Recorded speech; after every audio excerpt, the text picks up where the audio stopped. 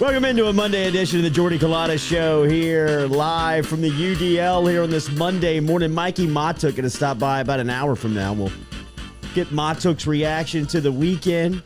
Little three-gamer over at the box. Skip Bertman Field that kind of snuck through last couple of days. Beautiful weekend of college football from an overall standpoint. Not here in Baton Rouge, and we'll talk all about what's happening with LSU. But as far as Saturday goes, Ole Miss, Arkansas, Texas, Oklahoma, Texas A&M, Alabama. Whew, Iowa is for real. Lots to talk about here in the college football world. New rankings out there. Auburn falls out after another loss. Georgia and Kentucky will meet this upcoming weekend, which looks like a SEC Eastern Division de facto championship coming to you from Athens. Kentucky's for real for sure. Somehow Ed Orgeron was surprised by Kentucky's rush attack. Not sure how that shocked the LSU head football coach after they had the leading rusher in the SEC averaging 100 yards per game. Kentucky compiles 330-plus versus the Tigers on Saturday night, and their head coach says he's shocked afterwards. A lot of the fan base still shocked that he's employed by LSU. We will talk about that coming up here over the next couple of hours on the Jordy Culotta Show. Remember, we are driven and powered every day by our friends down at Go Chevrolet. That is in LaPlace, Louisiana, if you're looking for a brand new car. Go Express Auto Sales is located here in Baton Rouge on Florida Boulevard in Sherwood Forest. Beautiful selection of used car inventory if you want to stop in over there. Get in touch with Nick Richard, Lee Carney, the entire crew over at Go Chevrolet. They are supporters here of the Jordy Culotta Show. Make sure and remind them that you heard it here, but we appreciate everything that they do for us. Great selection over there. Couple of locations. They're expanding the brand. The early days here of Go Chevrolet. Seeing them grow is fun as they are expanding, and a lot of news that we'll be telling you about here coming up with Go Chevrolet. Every day our spice is Papa Earl's. Remember, 30% less sodium than the competition. We were cooking it up over at the UDL this weekend. Brother, with Rohan. Let that man work. Let Ro cook. Ro is he's one of those guys that loves the kitchen, doesn't need any help. You can offer help as much as you want, but he gives you the satisfaction and peace of mind that you can go in the other room, watch football, hang out, chill, and you ain't got to offer a hand up because he's got everything taken care of. He was working with a little Papa Earl's this weekend. He was impressed. The chef was impressed. You can pick up yours locally at High Neighbor, Calandro's, Rouse's. Papa Earl's, the official spice here of the Jordy Culotta Show. True Blue Water every morning. We're drinking True Blue Water. If you want to get it on the delivery route this week, you can. Log online to trubluewater.com. That is trubluewater.com. Our phone calls today, if we have any guests, as always, are brought to you by Metropolitan Health Group. Real doctors, real solutions. Get in touch with Charlie Harvey and Jason Ramazan over at Metropolitan Health Group to help you out today as they bring you our phone line here every day on the Jordy Culotta Show. So get in touch with them. And our coffee is Majestic Coffee down here in South Louisiana where it's locally brewed. If you want yours, get online at DeliciousSips.com. Looking forward to talking about this college football weekend. We'll wade through the mud of LSU football and just where they stand here going into a Monday on what I anticipate to be one of the most it's going to be one of the most talked about weeks in recent history for LSU football, because you're looking at a scenario on Saturday where Florida comes to town at 11 a.m. and which first and foremost is really going to throw water on the entire day, right? I mean, it kind of douses the entire atmosphere, energy, environment of what LSU is on a game day. The faithful just don't like that at all. Ever, never have never responded to an 11 a.m. game. It's always kind of been just a ho-hum, dead type scenario scene out there at LSU.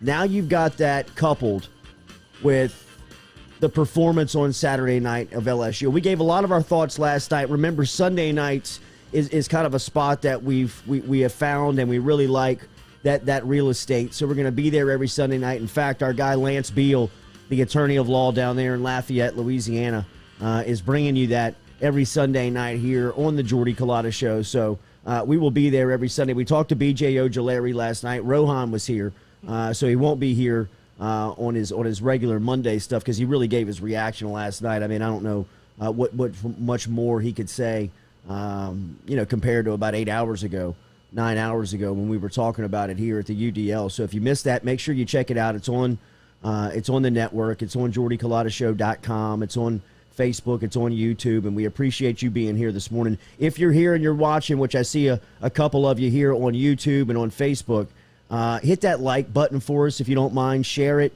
comment. That gives us an opportunity to get in front of more people, so you can help us out just a little bit by, or not just a little bit. That's an enormous assistance there with liking and sharing and commenting on the post, just interacting with us. We appreciate that interaction, especially here on a Monday morning. So the big question, right? The elephant in the room. Everybody's asking, wondering, curious. I said Little Jay had a little inter squad yesterday over at Our Lady of Mercy, and people at the football field. I mean, everybody was curious to the fact of, is O still the head coach at LSU? How is O still employed by LSU? When's the announcement going to come? They're obviously going to move on, right? I mean, everybody is talking about this with just around the community. It is the buzz. And I don't know how many times we have said this. I feel like we've said it multiple times here on the show, but Saturday night really did feel like the death nail, right? I mean, it felt like that was the final blow to the Ed Orgeron regime that had really kind of knocked the wheels off the axles. And you're just kind of grinding here with the LSU football program. I thought his comments after the game were very telling to where his head is at right now, and it's not checked in to his team. For him to be surprised at the rushing attack for Kentucky, I thought was very much a slap in the face to his players. I mean, for him to have the balls, really, the audacity to go into a press room after that performance on Saturday night by Kentucky's rush attack where they put 333 yards on you, and for the head coach to say that it really caught him off guard by the way they rushed the ball. Did you not watch any film on Kentucky? I mean, I'm not trying to be a protagonist here. I'm really not. Or an antagonist. I mean, it is at a point where you're curious, and we were asking this kind of out of curiosity the first couple of weeks. Is he bought in? Is he engaged? Is he checked into the team? With comments like that, it is very evident that he's not. And it's obvious that a move is imminent. I mean, it's just, it's a broken, rudderless, directionless ship that a move has to be made. I mean, Chris Rodriguez Jr. is leading the SEC in rushing and averaging 100 yards per game. If you just read the stat sheet last week, you would know that. Forget about watching film, which we all agree happened. But for you to go to that podium afterwards, make those comments, is a clear sign of just where Ed Orgeron is at right now with his team. And them being 3-3, 1-2 in the conference, seems like it is very much it seems like it's the least of his concern. I mean, I've talked to trusted people who I know inside of the football program that says threw a temper tantrum in the locker room about 15 minutes before they walked out to the field on Saturday because of the internal hype video that had been put together for the team. Mother effing everybody on the video crew. Mother effing Panamsky.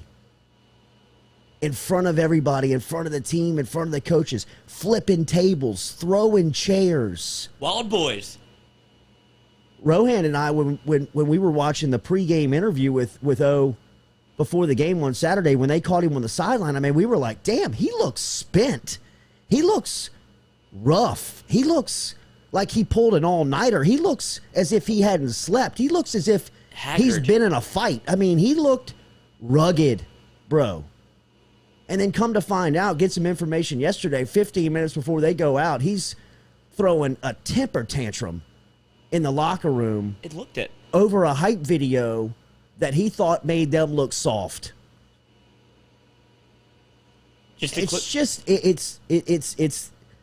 these types of stories. It's those types of comments in the post game that give you an idea that it's over. I mean, it is over for Orgeron and LSU football. And people are curious on why the move hasn't been made. When's it going to be made? What's Scott Woodward going to do here? His track record says that he doesn't fire within the season. But what's going to happen, and I think going into the year, and I've said this many a times here on this platform, and I stand by it, Scott Woodward knew when he took the job, even in 2019, and watching that success and watching everything that came along with it, coaches getting head coaching jobs, guys going off to the draft, the success of LSU football at the peak of the mountaintop. I think he knew deep in his mind that he was going to have to make a move at this position, at the head coaching spot, sooner rather than later. Because he never trusted O and his leading capability. And now you see just how out of touch and over his head he is for this position.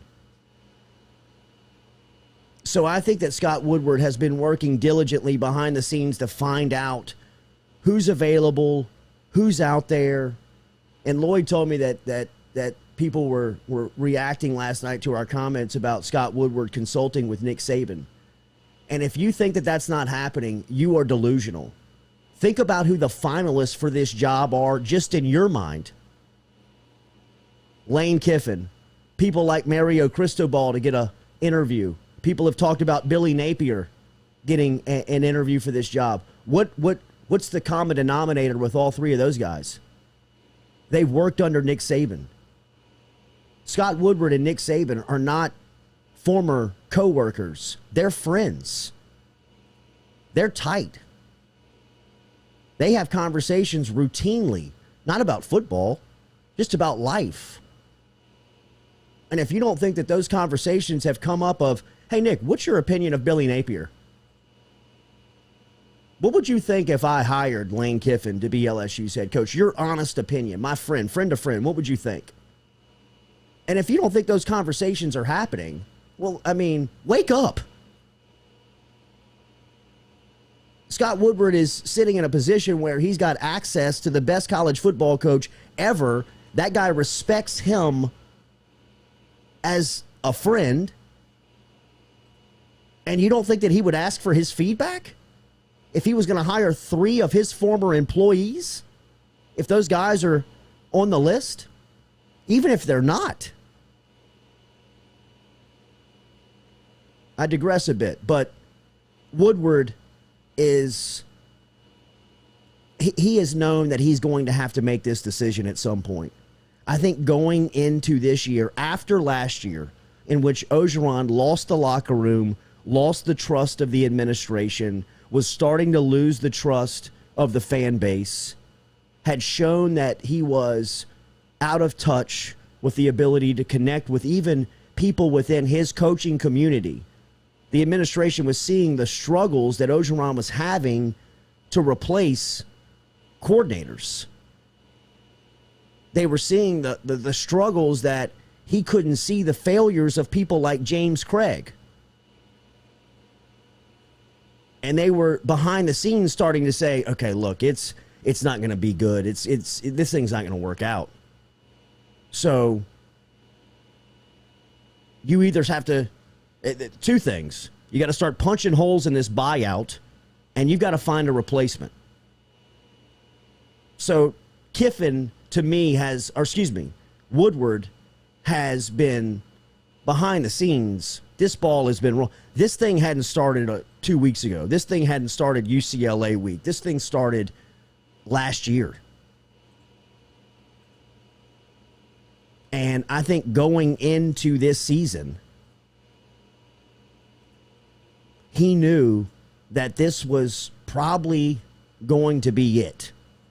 This was probably going to expose his weaknesses so much that they weren't going to be able to overcome that. Just from a football standpoint, forget the threatening to fight people, the call-in radio show, the female around Los Angeles the day before the game, all of the continued just, miserable public relations around this guy, that it was he was going to, for a lack of a better term, hang himself. Let's give him the rope and just allow him to give us the out.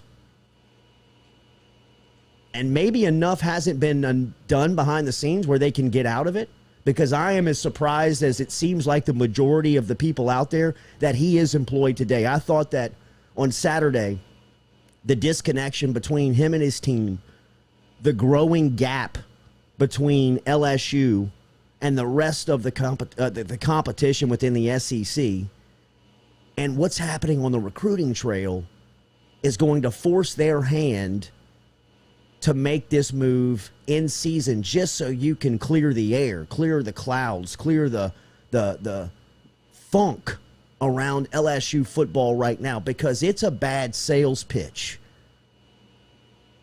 Because not only do you not have a hype video that you can even make in-house, the rest of the college football world is just feasting on the blood and the water that is spewing out of Baton Rouge.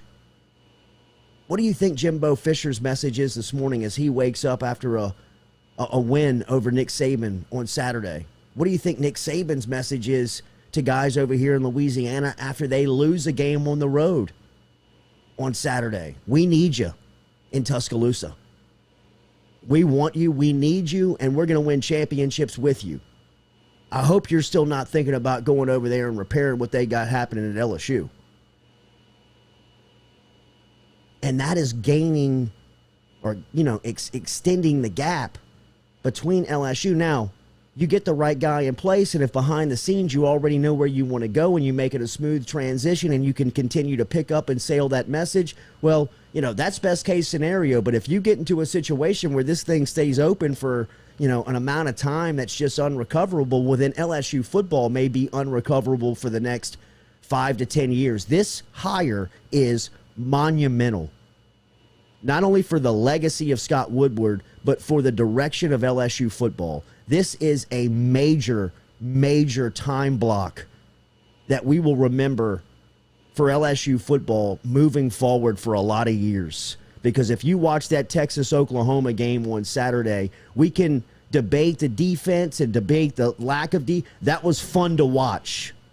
That was a great game. There are people around the country and kids around the Southeast, kids in Louisiana looking at that and saying, I'd like to do that. And if they're going to be in the SEC and do that, that changes the tone of the conversation. And if LSU is going to be irrelevant, well, that doesn't apply a lot of pressure to me as a local kid. Ricky Collins over the weekend committed to Purdue. Woodlawn quarterback. After everything that I had heard from everybody up at LSU, Collins was their guy.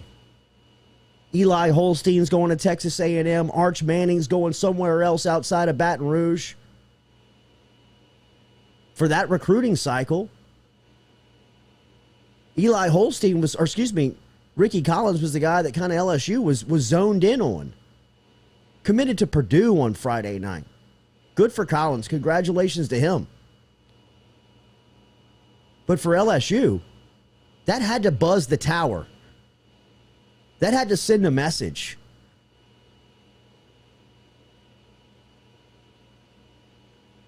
And that's just an example of what is going on behind the scenes, that you're losing grip, losing ground, losing your status at the table.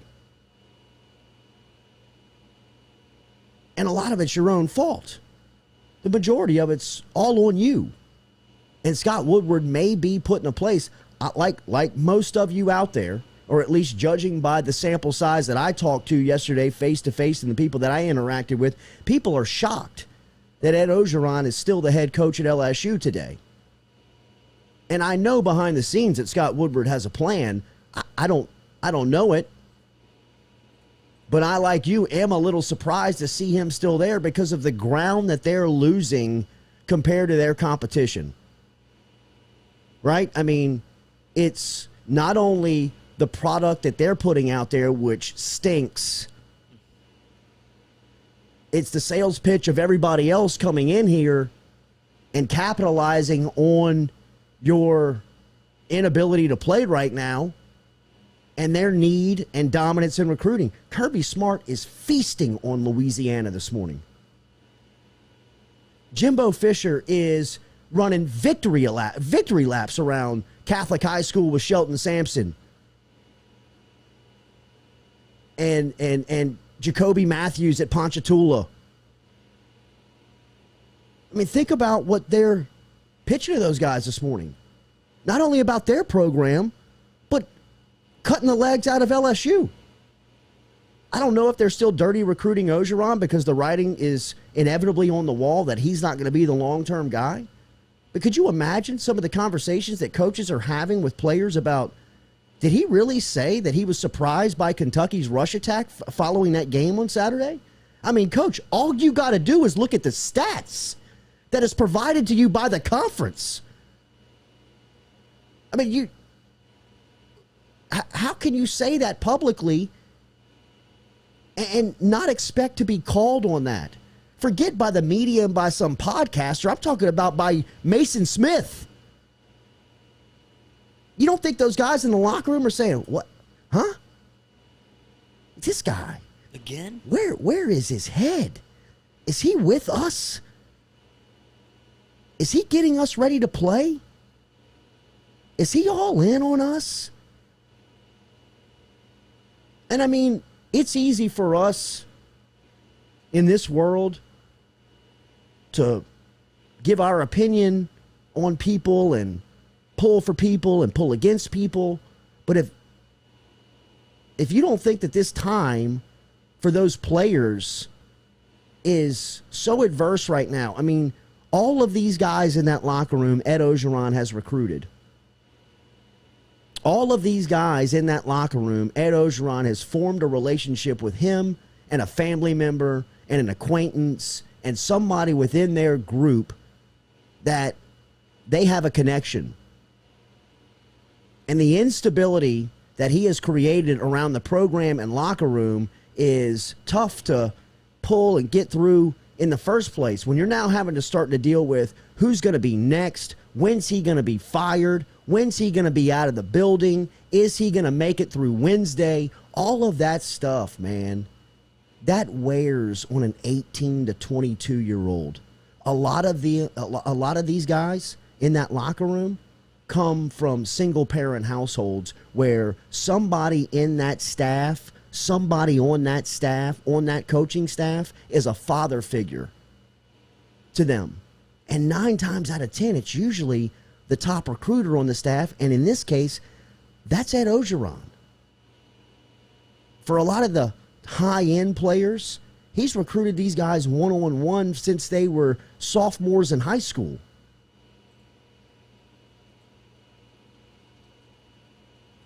So if you don't think there's anxiety and stresses for these guys of what they're going through with, who's going to be next? Is he going to be here tomorrow? What's the message going to be? Then you go and listen to the post-game comments, and he's talking about, like, Kentucky's rushing attack surprising him when they're leading the league in rushing, and they got a back in Rodriguez Jr. he's over 100 a game.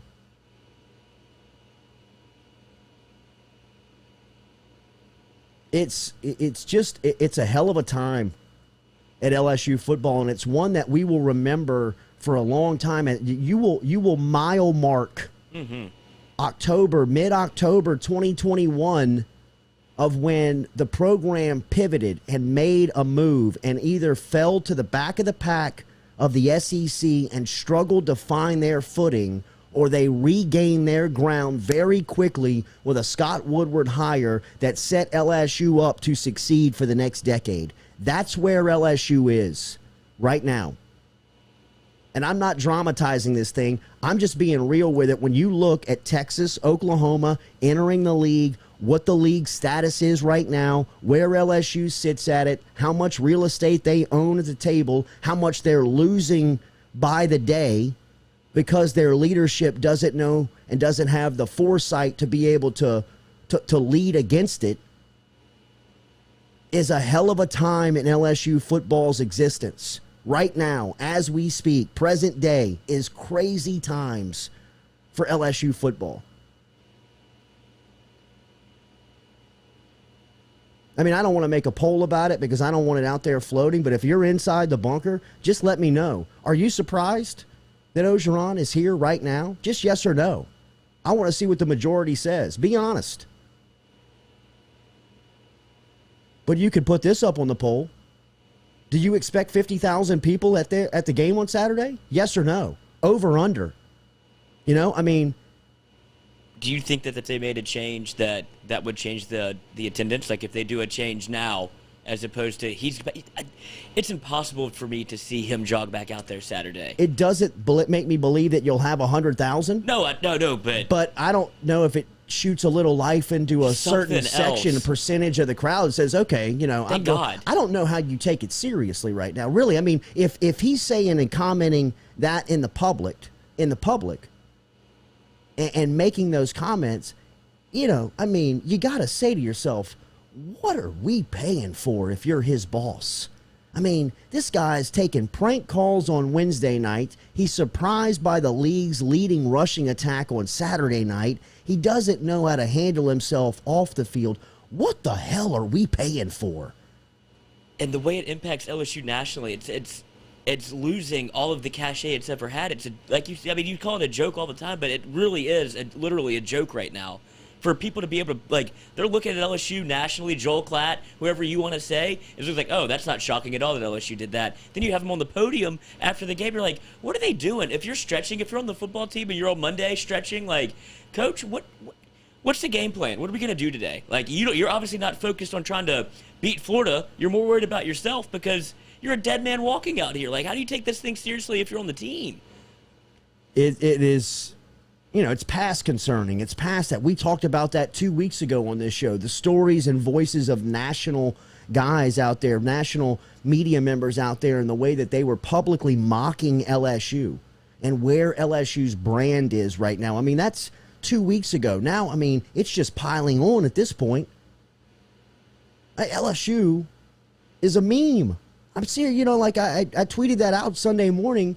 It's incredible to see what Ed Orgeron and Derek Panamsky and crew have done to LSU football in such a short amount of time.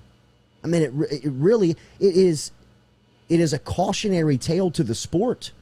I mean, it has to be, in just how far you can fall immediately from the peak of the mountain to down into the valleys where you're looking around and your head coach is making public comments, you know, that he's shocked of the rushing attack by the team that's leading the league. You know what I mean? Just like, what?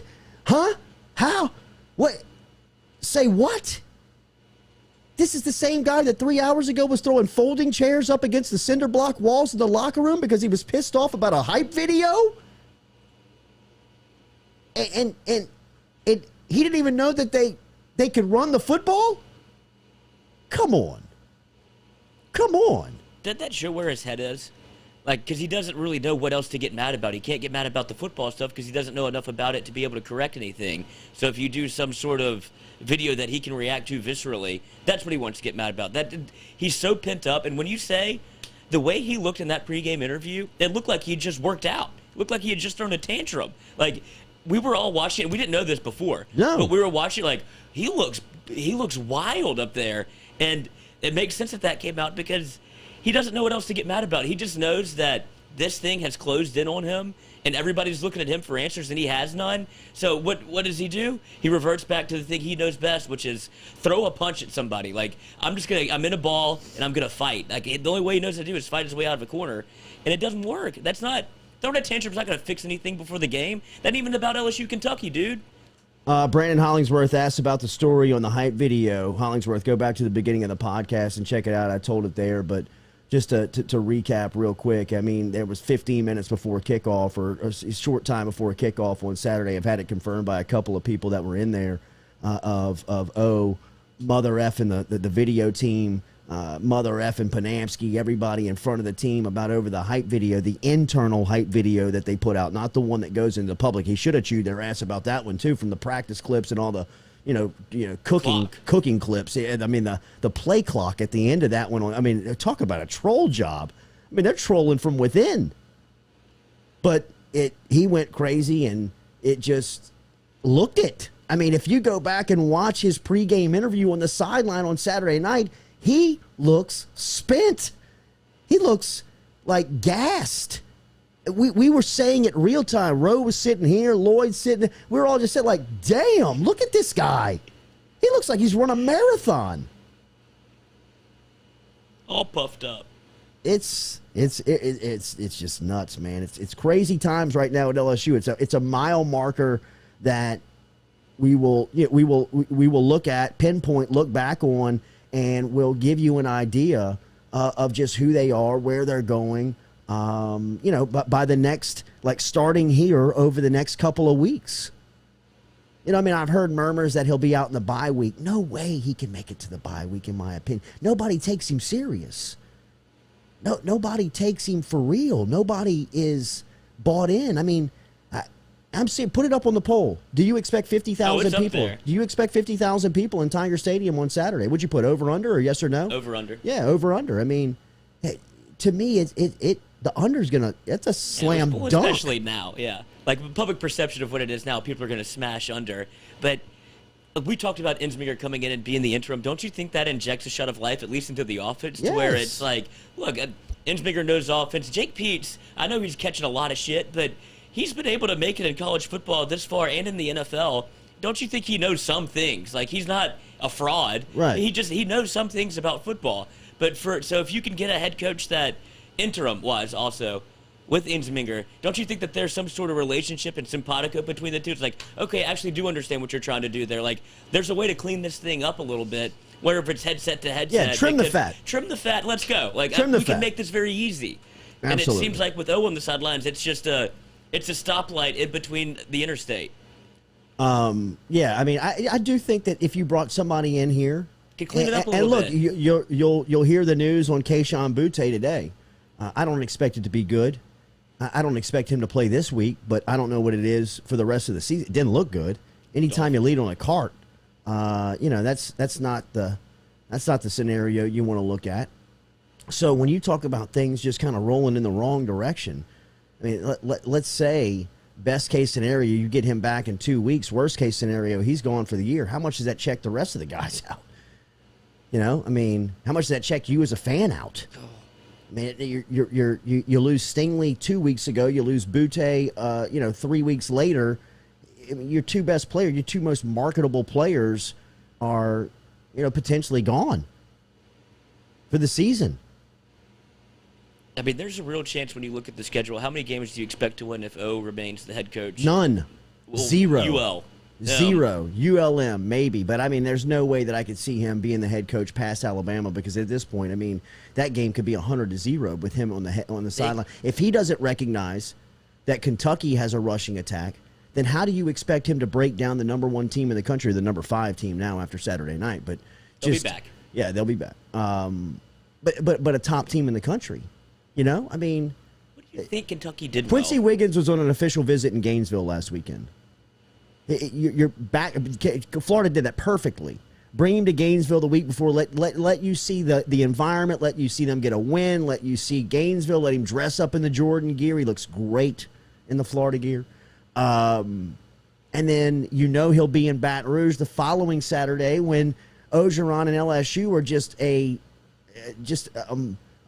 poster child of dysfunction and Florida goes in there and wins the game. I mean, this is the... Not only that, but compare the environments of the two that he's going to see. He gets to see Florida at home when that place is rocking, then he has to wake up to go to LSU, Florida at 11 a.m. in Death Valley with 35,000 people there. I mean, you're going to hear he could meander over to the other sidelines. You're going to hear the birds chirping on Saturday morning at 10 o'clock while people are supposedly tailgate for LSU. Remember, we're brought to you by Falaya Real Estate. Falaya Real Estate. Sell your house, buy yourself, and save thousands. It's do-it-yourself for selling your house. You can buy and sell buy yourself and save thousands. It's TurboTax for real estate, really.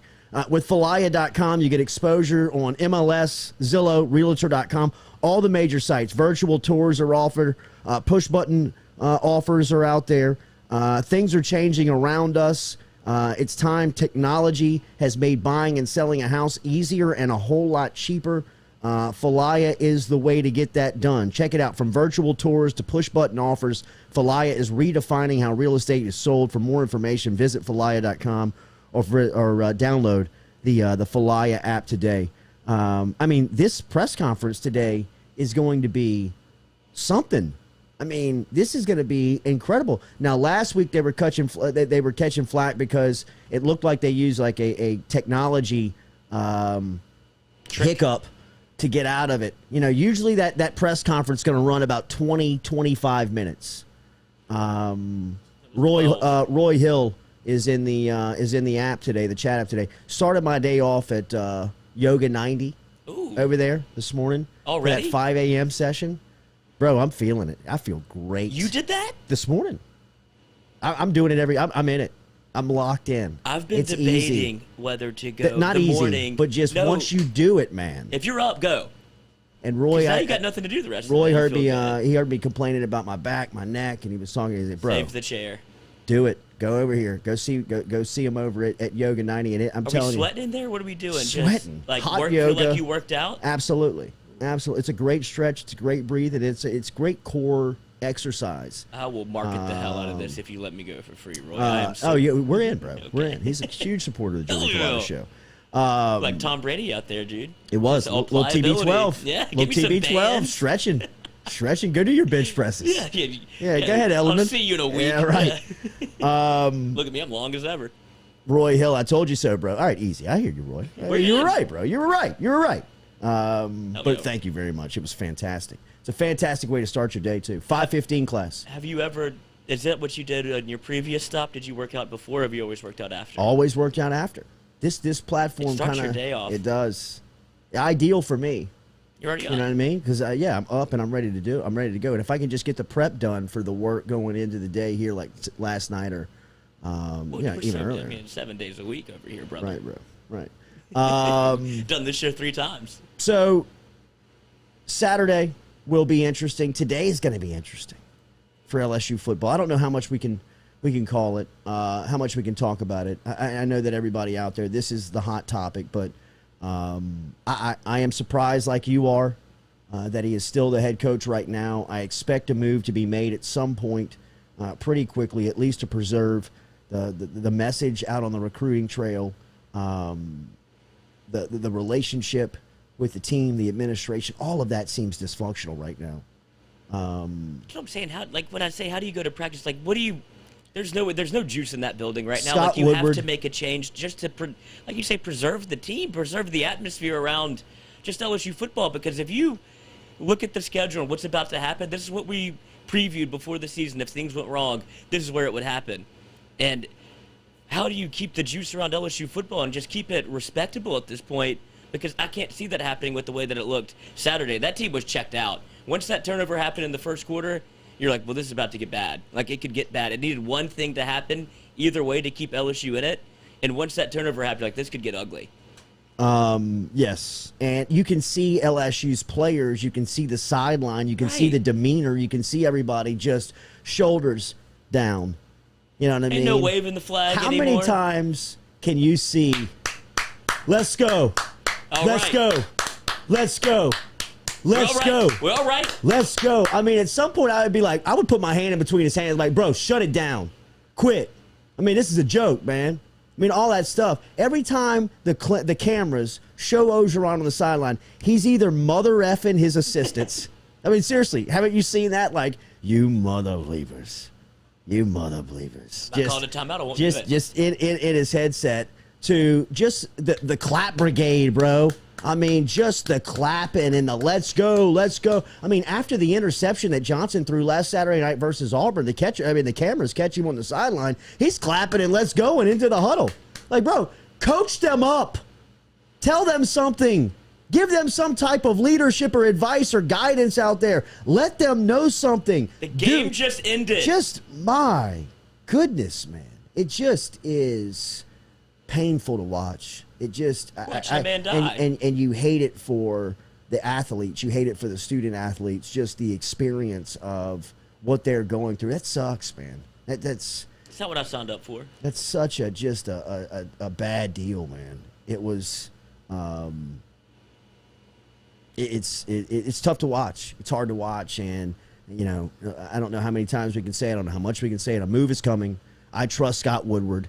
I think that he has his guy in line already, or at least working in motion to get that done, and has understood for a long time how crucial this decision is for the state of Louisiana. And the cautionary tale that he can reference with Orgeron's regime.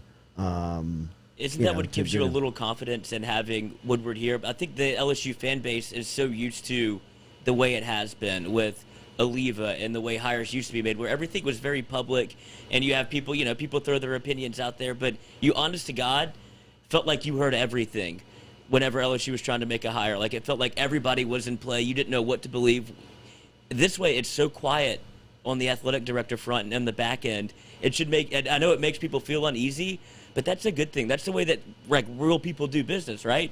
You don't have all of this playing out publicly. Yeah. In terms of who's the hot name, you couldn't throw a dart at a dartboard and hit somebody and actually know if you're not connected to Scott Woodward in any way. Like, there's no way to know what LSU's doing unless you're in that building. You're supposed to keep that circle small. And I think that's what makes LSU fans a little uneasy, because they're used to hearing everything, and now you're hearing nothing. And that doesn't mean that the move's not being made. It just means he's doing it his way, and this is the way he operates. Well, this is the way that it should be done. Right. Right? I mean, the Not way on Tiger droppings. The way that LSU had handled the process before Scott Woodward was, you know, that was a clown show. That was the comic. That was the stand-up, you know, that everybody was looking at.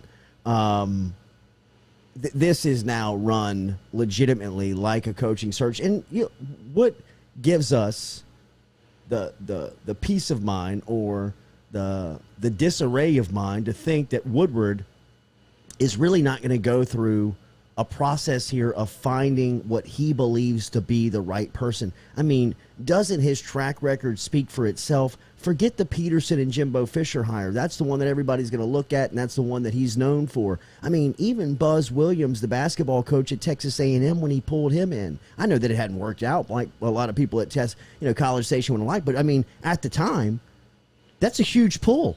That's a great hire. He doesn't have the budget and access to cash that he had in College Station, but didn't it shock you that he landed Kim Mulkey? I know it shocked me just from a financial standpoint, right? I mean, a lot of the demands that she was told and promised. If you go up on LSU's campus, there's a lot of construction around women's basketball right now. I mean, not only is he out there spending the money, getting the coaches in, following up on his word. I mean, one thing that broke down between Will Wade and Joe Oliva when he was hired was that the things that Oliva had promised him before he got the job was, you know, Wade would show up to his office knocking on the door and say, you know, about that practice facility, about that nutrition facility, about those trainers, about that breathing, all that stuff that you said, yes. I need it. I got to have it. Oh, well, it's caught up in the red. No, like Kim Mulkey said, I got to have this, that, this, and I need it done by then. It's all happening. That means a lot to a coach. You know what I mean? Don't think that Jay Johnson if he didn't have access to somebody within the community that knew Woodward, didn't call him and say, hey, you know, what am I signing up for? Like, tells you he's going to do something, and he does it. So I trust Scott Woodward. I know that he is going to put an emphasis on just getting the right person to lead LSU, not for the politics, not for the football, not for the fans, not for to appease any section of the people that he answers to.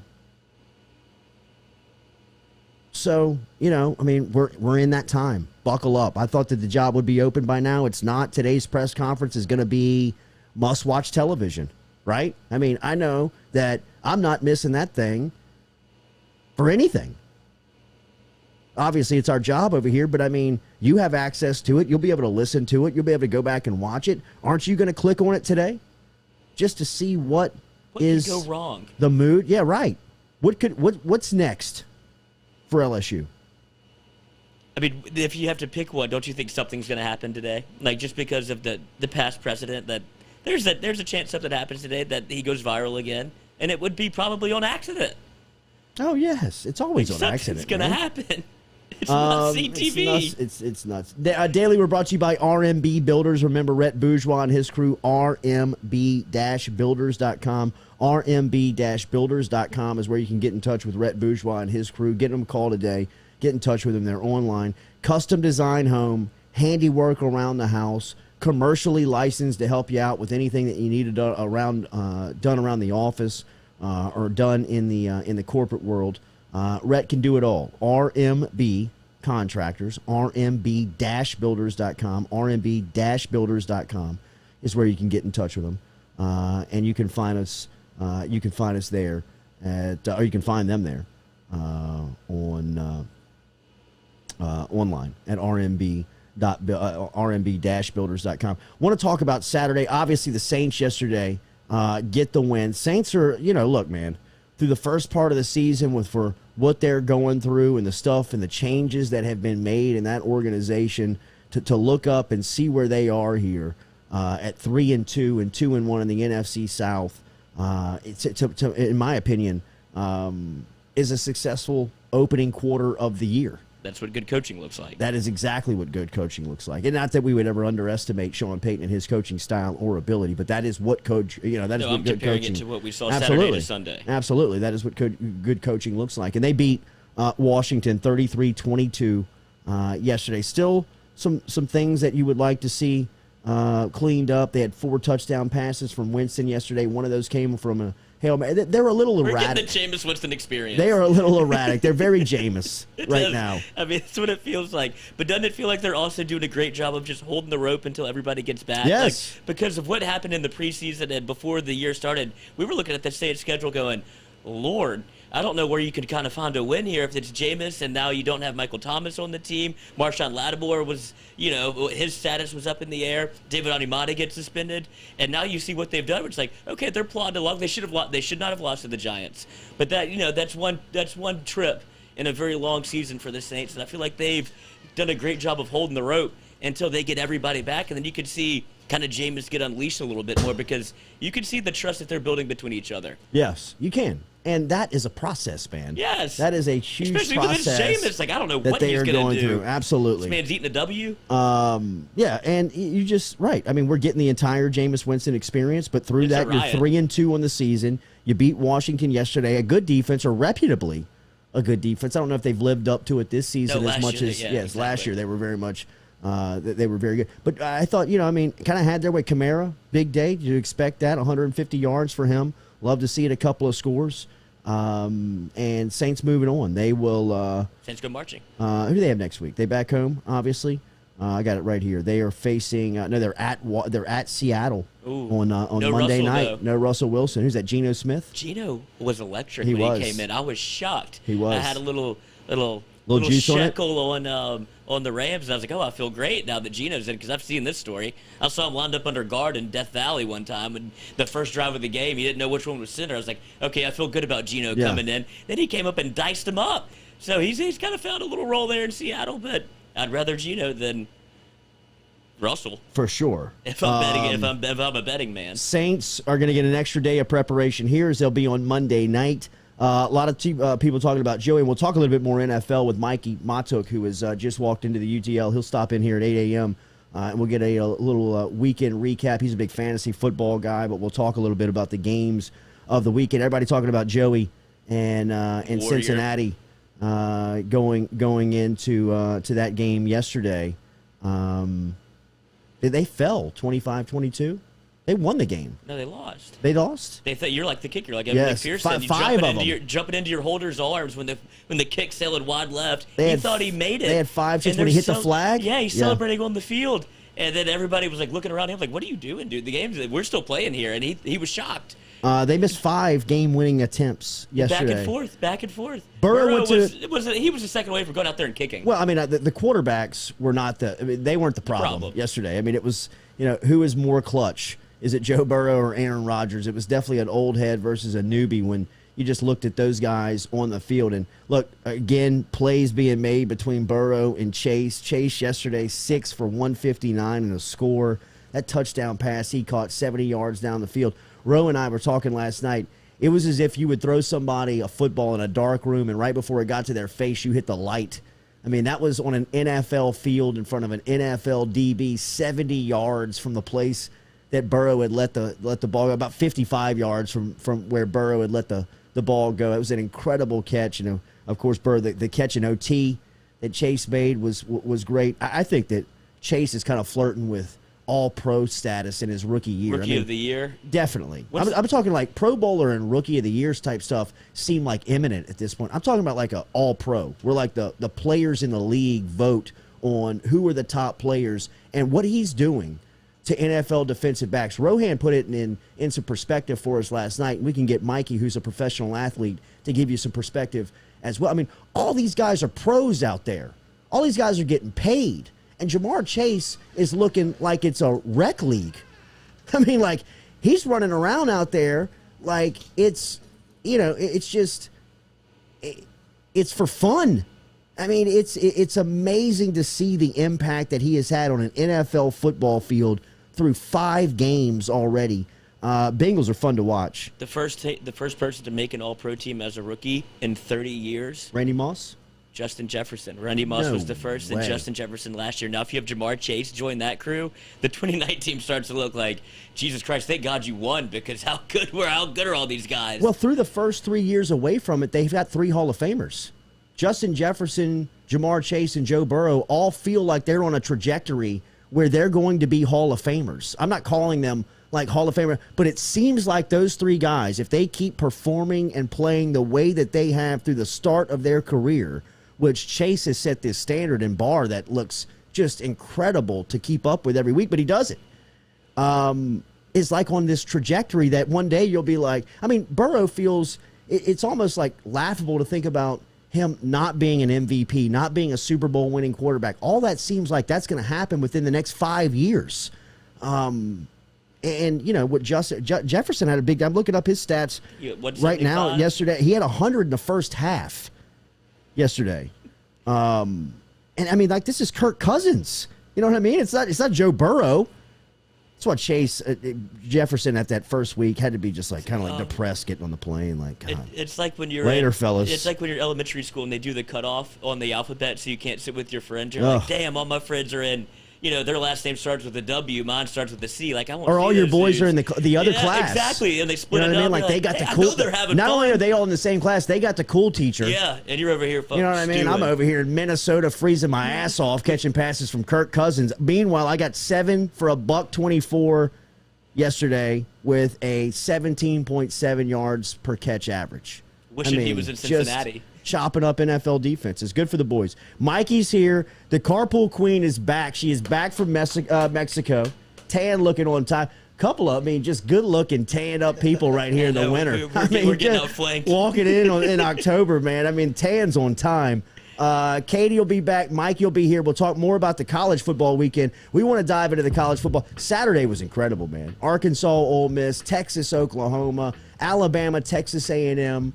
Was Saban outcoached Saturday night? I don't know. Was that feels like the first time I can really say just a couple of scenarios to think about. Think about this. We'll take a small break and be back. The scenario before halftime where Texas A&M is trying to run out the clock deep in their own territory, and Saban's got 3 timeouts left, and he never stops the clock. When's the last time you saw him really kind of screw that up, especially with his offense? I mean, get the ball back and get points. He never calls one timeout or stops the clock there. And then he's got 3 shots from the goal line, first and goal from the 3, and they throw it 3 times with Robinson Jr., who in my opinion he's a first, like a top 15 pick when he's ready to come out. He looks like a pro back. I mean, hand it to him 3 times. He's been there for 6 years. We need 3 yards. You know what I mean? Hand it to him. And Bill O'Brien, who's got to have gotten his ass worn out, chewed on that flight home for throwing it 3 times in that scenario. I mean, it just was, he didn't get as pissed off as he usually does on the sideline.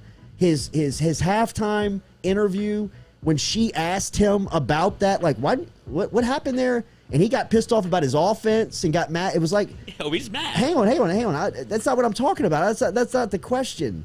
He had to fit a little bit. Did you see his security guards getting him off the field when the fans? Dude, sign that guy up for when the fans rushed the field. I mean, that was just a straight forearm, dude. He saw what was about to happen, chest. and he's like, I'm not moving. She didn't see that coming at all. Did he trip over somebody? It looked like Saban stumbled over somebody. And he got saved. It was a wild scene. It was a hell of a scene. And Saban's 65 years old. Get me out of here. What are we doing? Like, Jesus. pick me up. And he needs the Pope Mobile. Just Freaking put him in wackos that thing. over here in College Station. Drinking a whole bunch of milk in their uniforms. Everybody heads up. All right, Mikey's here. Katie's here. We'll be back here in a couple of minutes on the Jordy Culotta Show. Remember, daily, we're brought to you by Edward Jones. Get in touch with our friend over at Edward Jones, Daniel Newman. Daniel.Newman@edwardjones.com is where you can find him. Email him today if you need financial help. He is our financial advisor over here at the Jordy Culotta Show. He's helped us out tremendously with early return, quick returns.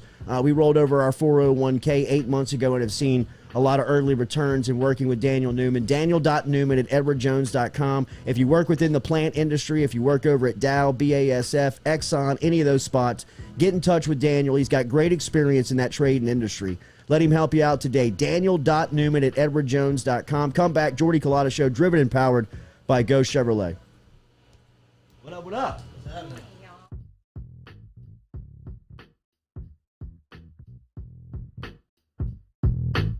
Papa Earl's, the fine spice, originating right down here in South Louisiana by our guy Mark Pop Norman. Developed it back in 2018 and won Amazon's Newcomer of the Year in 2019. They pride themselves in having 30% less salt and sodium than the leading brands at the same price point. You can find them locally. Look for Papa Earl's at Rouse's, Calandro's, Mathern's, High Neighbor, and more.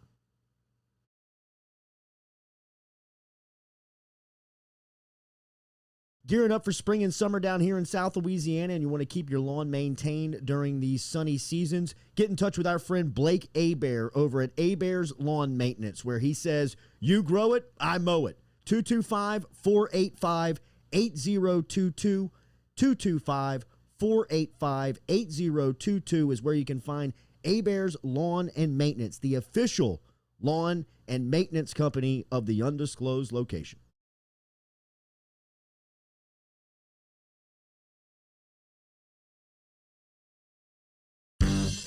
Go Chevrolet is proud to announce Go Express Auto Sales, the new used car lot located in the capital city of Baton Rouge, Louisiana, at 11522 Florida Boulevard. Go Express Auto Sales is online at goexpressautosales.com, or you can search them on Facebook and social media at Go Express Auto Sales, the newest addition to the family of Go Chevrolet. Remember, Go Chevrolet is located down in Laplace, Louisiana, but now welcoming aboard Go Express, the new used car lot located in Baton Rouge, Louisiana at 11522 Florida Boulevard.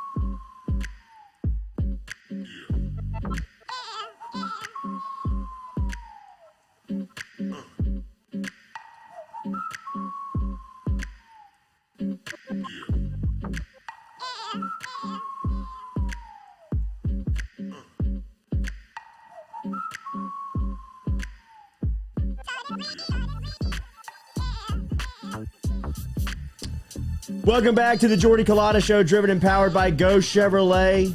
Mahtook is in. The carpool queen is back from a week-long anniversary trip. Man, it's hard to be back. Jeez, bro, I bet it is tough to be back. Jeez.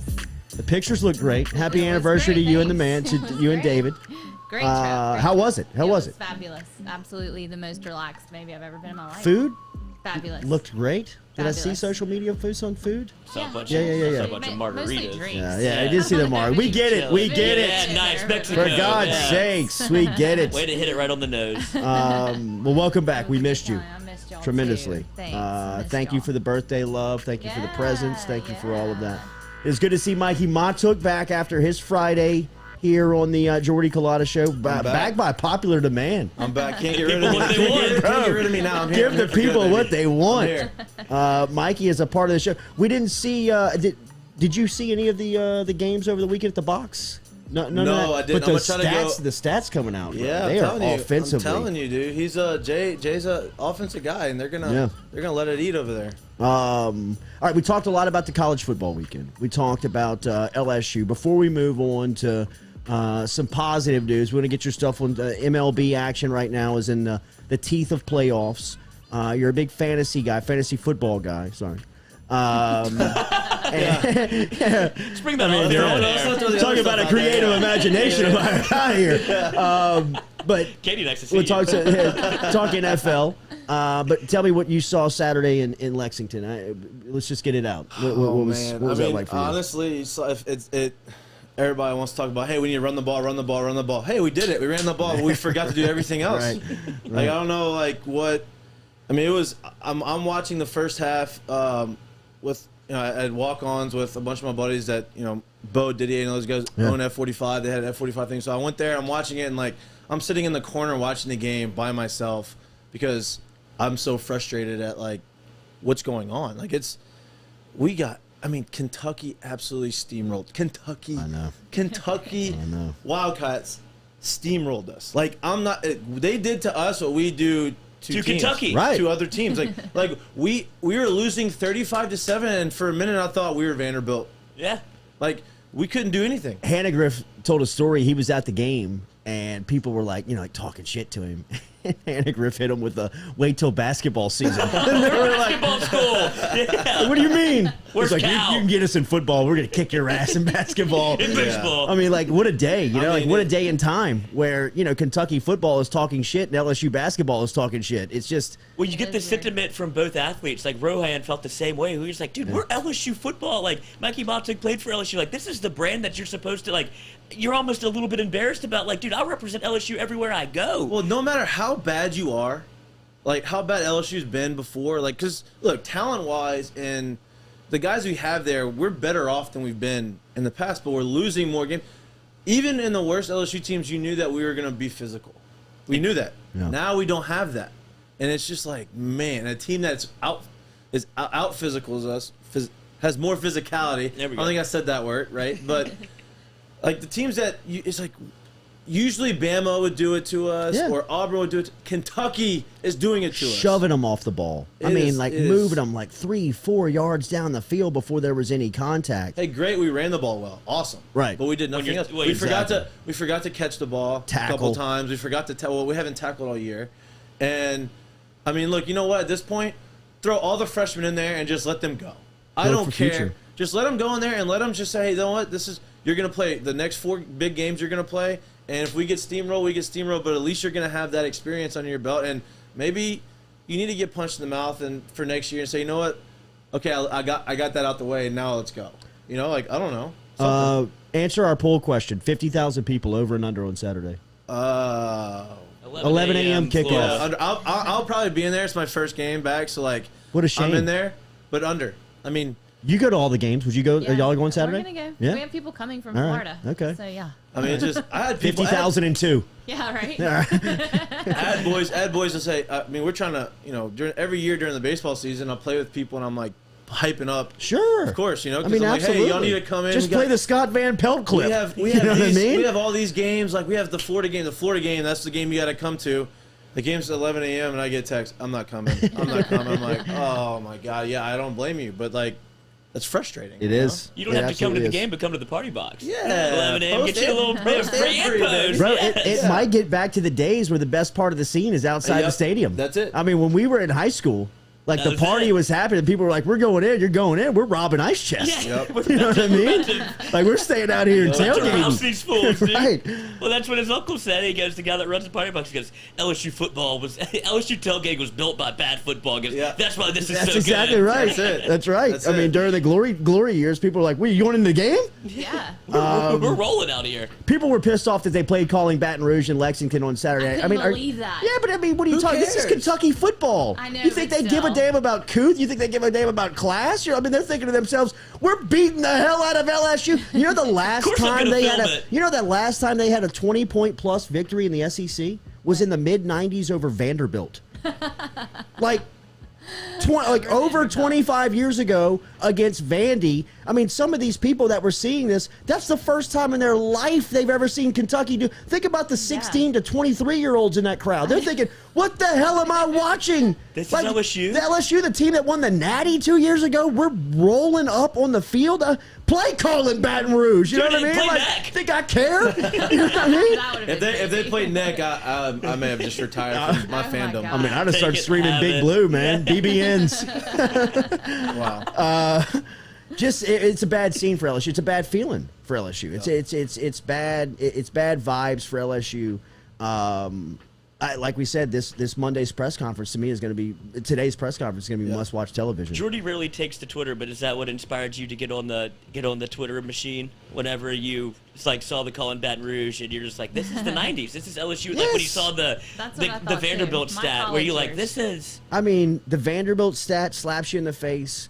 Orgeron's comment after the game being surprised by the rushing attack by Kentucky when they're leading the league in running the football, That takes a and little 2.0. Rodriguez Jr. is averaging 100 plus a game, and the head coach gets to the podium after a 300 plus yard performance by the opponent and says, "Yeah, it kind of shocked us." Not only did he say that, damn. the linebacker came back after him and said, "No, we were not surprised. We knew they ran the football, and we just didn't execute well." The linebacker, the senior linebacker, came out and said what. the opposite of what the coach said. Yeah, but what the coach should have said. Right. Yes. Hey, we knew they ran the ball. We didn't execute well. Let me clean up what the guy $8.5 million a year is making and tell you that we were prepared. We did know about it. We weren't shocked by He the might running not attack. have. Yeah, right. I mean, we just couldn't stop them. And it was, it's Jarring. a pivot point for LSU football. I'm telling you, this is a mile marker. This October of 2021 is going to be a time period that you look back and really recall whether LSU went right, whether LSU went left here. Does it feel the same as it did in the 90s whenever you were watching it growing I up? was I was so it didn't feel that young. The monumental. football was Okay. so bad. I didn't know what success tasted like in football as a kid. I had seen so much utter failure as a kid in football. I never thought when they won it in 03, I thought, hell, now at least you know what it feels like in your lifetime. when they went back in 07, you're thinking, wow, this is incredible. To have sex again. Yeah, I mean, you get to do this You do this more than once. You're going to let me do this again in the same place? Yes. I mean, like, all right. I mean, zip. You know what I mean? Good for you. So I never really imagined them having this. You know, I mean, when we grew up as kids, it was a baseball town. I mean, it was a baseball. Shaq and Chris Jackson were at the PMAC, and we were going to watch them, but we were going and watching LSU baseball to get our championship feel, the kind of the pecking order of where you felt like you had status above everybody else is from a fan base. You never thought you'd get there in football, but once you saw the monster awakened, the giant awakened, and say, if you feed this thing the right way, this thing could be the biggest and the baddest in the planet. Well, it's you look at, so like the late 90s, early 2000s, like Ed Reed, Reggie Wayne, all these guys are going to Miami. Yeah. They're all leaving, right? They're going to Florida, they're going to Miami, and then Saban comes in here, turns it around. Those guys no longer leave. Now Louisiana's a hotbed for recruiting anyway. Now we keep those kids, and now it's like, hey, even if we didn't have a national recruiting brand, right?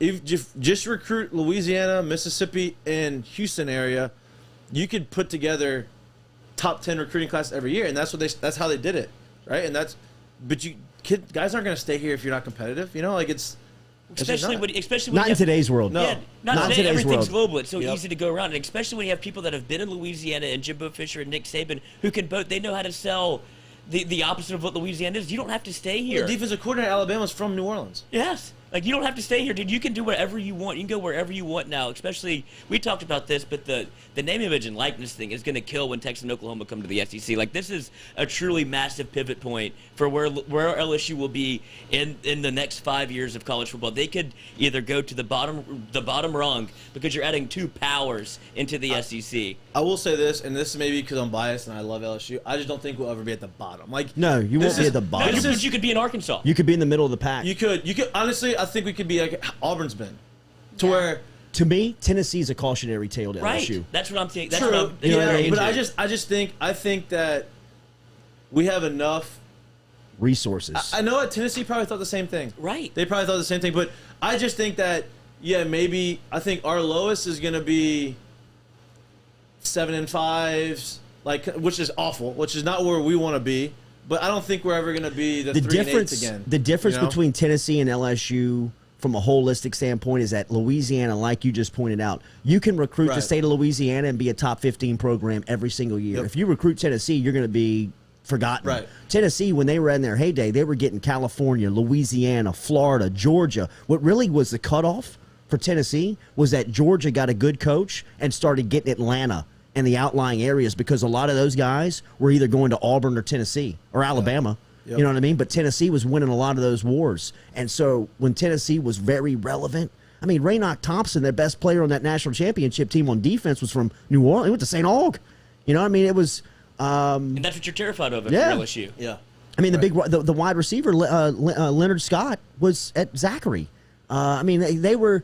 Peyton Manning was from New Orleans. I mean, they were cherry picking all over. In Louisiana at LSU, as long as you secure the state year in, year out, this is the other part about what's happening at LSU right now. It is the worst time for state recruiting to have any type of adversity at LSU, because the class of 2022 could be the backbone of a national championship run, could be SEC titles, multiple titles, at least appearances, with who they are and what they can bring you. Quarterback like Walker Howard, left tackle like Will Campbell, inside offensive lineman like Emory Jones, a pass rusher like Quincy Wiggins, a pass catcher like Jake Johnson, a pass catcher like Shaz Preston, a safety like Jacoby Matthews. I'm talking about players that are going to be playing on Sunday 3-4 years from today.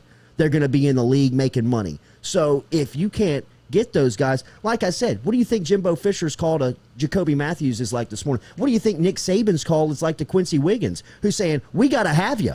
We couldn't get to the pass run. We couldn't get to the passer on Saturday night. We need you. And if Saban's telling Quincy Wiggins that, he's also saying, you're not thinking about going to LSU, are you?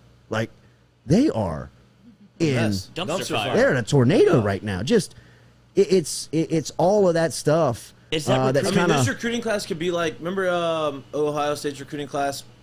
I think they had I don't know how many years ago, 4, 5, maybe 6 years ago. Their freshman, they had 10 guys from that one recruiting class that are playing in the NFL right now. Sure, that's like Ezekiel Elliott and all them. Yeah, that's Lattimore. like Lattimore and Michael Curtis Thomas. Samuel. Yes. All those guys, Scary Terry, all those guys that came in that one recruiting class. LSU in 01 when they got Clayton, Spears, Yep. all those guys. I mean, all those got 2 years later in the Natty. And don't you think that would be the reason you talk recruiting, you talk class of 2022? Does that make Scott Woodward kind of put this thing in overdrive? doubt. to I think so. solidify I think LSU? so. I also think it helps that we have some two or three kids in that recruiting class that are super high that are like LSU legacies. That hey, we're coming to LSU. We're enrolling in January. We're gonna turn it around. Like that helps because the sell isn't LSU. It's not so much we're winning. Come play with us. Right. It's like hey, we want to go there because we grew up watching LSU. Our parents played at LSU. And we're gonna go and turn this thing around. Yeah, You know nobody's what I mean? more pissed off than they are. They got a bad Yes, taste in their absolutely. mouth. They're like, I want LSU to Exactly. be great. I want 100%. LSU to be Yeah. the LSU. That it's helps. I supposed think to that be. helps. I think that helps the discontinuity we have going on. I think that having those three core guys that are like superstars, I think they're gonna try to rally. Hey, you know what?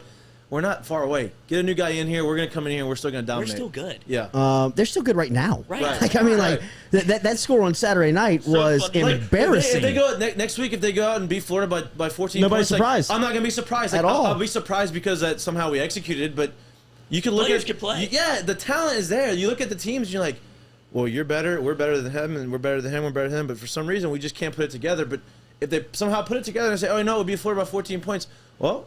Yeah, it's You're LSU. damn right you did. Yeah. Yeah. Let me tell you about a new sponsor here on the show, and we're fired up about it. This is Relief Med, RELEAF Med, medical marijuana. It is Literally here. fired up Real about it. relief. Medical marijuana is legal.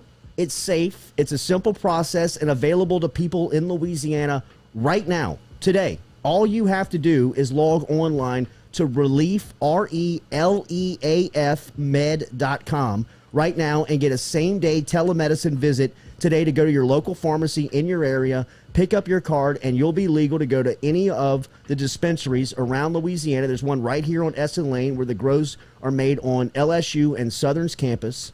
And you've read all the stories over the news over the last couple of years that Louisiana has legalized medical marijuana, but you've never really heard anything after that. You certainly never saw any shops open up and you were told about the process or who qualifies for it. Let me tell you, it is real, it's here, it's easy, and it's 100% legal. In fact, LSU and Southern are the two entities that are actually growing the marijuana. You can start by getting online at reliefmed.com. If you suffer from arthritis, chronic pain, depression, insomnia, PTSD, anxiety, cancer, epilepsy, Lou Gehrig's disease, anything that you feel like you need some type of relief, and medical marijuana can help you out with that, log online to relief, RELEAF, reliefmed.com, reliefmed.com. Proud to have them aboard here as a new sponsor on the Jordy Culotta Show, as we'll be telling you about some of the product here over the over the Still next here? Taste testing it. over the What kind of next drugs are we testing? afternoon. Jay just took on a whole new spin with our friends over at Relief Med, but it's easy. It is very easy. RELEAF med.com. I thought Didn't Saturday. know you could be I a thought doctor Saturday. like that. It's my calling. You did. You You did. did. Runs in the family. Old white coat over there, bro. Family business. Saturday, I thought was fantastic football. I thought that Saturday, crazy. outside of LSU and Kentucky, obviously everybody down here in the country is paying attention to what happened, obviously in Lexington. But the college football day, I thought the Texas-Oklahoma game was the best game of the year. Unbelievable. I mean, The only I person who could didn't like not- it was Spencer Rattler. I could not take my eyes off of it. Rattler, you know what? Hey, that Rattler guy's needs that. It's gonna be that could be two things for him. That could either be the best thing that's ever happened to him in his life, or you're gonna look up from now and he's gonna be a cautionary tale. He's gonna be Johnny Kansas State. Manziel. Yeah. You know I what don't I know, mean? dude. I mean, how do you take Caleb Williams out? We were can't. watching it on Saturday, and that's one of those things to me, Mikey. It's like, what were you looking at? What were you looking at on the practice field Well, I think that made they you knew. say, like, how can we not play 13? I mean, I think they knew. I think they just Spencer Rattler was supposed to be coming in. Oh, he's gonna be first of all, I never thought he was going to be the number one I overall agree. pick. I Right? agree Everybody with that. came in and said talent wise, yeah, but like he hasn't done it. He just didn't have something, right? Like you watched him and you're like, something's not there. He's talented, has a bazooka, he can move around, do all this stuff, but like decision making wasn't great. He just The way he carries himself, it's the it opposite just of didn't. Just something was off. And then you have the student section chanting for Caleb Williams, which is, first of all, it's not good. No. Like you don't ever want to do that. And then they put him in on a 4th and 1. He takes it 66 yards to the house. You could see his eyeballs like, when he oh, got past the boy. line of scrimmage. He was like, "Oh shit, I'm gonna I'm score." about to score." He didn't know what to do with the ball, dude. Yeah, he's He like was holding the ball in his chest. 66 yards to the house. And then they say, okay, you know what? Take us back. We're down 21 points. Let's see what happens. Brings them all the way back. Scores a touchdown. They say, hey, you know what? Lincoln Riley says, hey, come back in the game, Rattler, and throw this 2-point conversion. Here's a cookie for you. Which he zipped. Great he zipped play. it. Put it in there, zoomed it in there, touched 2-point conversion, tie game, get back out of the game. Good job. Now Caleb Williams take us to the promised land. Unbelievable. The Caleb Williams touchdown to the back corner where he fumbles the snap, Yep. picks it up, keeps his eyes downfield, and throws a Down. laser. I mean, Dude. like a just zip Bro, he's a into freshman the back of the end quarterback. zone. He's going second, third reads, checking Yes. down. I'm like, damn, this guy is like good. Next level. Yeah, That- this I mean, guy is like, good. more than anything, Rattler had to be sitting there thinking, like, I can't compete with this better guy. than He's I just am. better than I am. He's He just a knows better. it. He understands He's a better it. player than I And am. you could see the way that Oklahoma kind of rallied around him. They were like, "Thank God he's in." Yeah. Like the players were juiced up Yeah. to see him in, and then when like the way the coaches were talking to him, he could handle all of that information they were giving him. Like, I mean, Oh, I know he's- it's something that people say he did not look like a freshman. He No. At looked all. totally prepared for that moment. They make me believe in Oklahoma as like a true contender. Yes. Like he makes me believe that Oklahoma is a matchup problem. Like even like for a Georgia defense, which just, I mean, smothers you. They make you feel, if you miss LSU football, watch Georgia, because they remind me of LSU football from like 05 to 2014 of just flying around, talking shit, better players than you got, deep, coming at you in waves, numbers. I mean, Jordan Davis, how you, like in 2021, where the NFL draft is, where there's not a revolutionary quarterback in this draft, and there may be questions about Stain coming off the foot surgery or whatever that may be. You know, with surgery. Like I would be hard pressed to pass on a guy like Jordan Davis just because the way that he disrupts the game. You can't like, fuck it up Like if you get him. sometimes it's just like he just picks up two guys and pushes them in the backfield and they can't get a handoff. You know what I mean? Like they're just like the simplest things that you want to accomplish on offense. He makes very hard to do.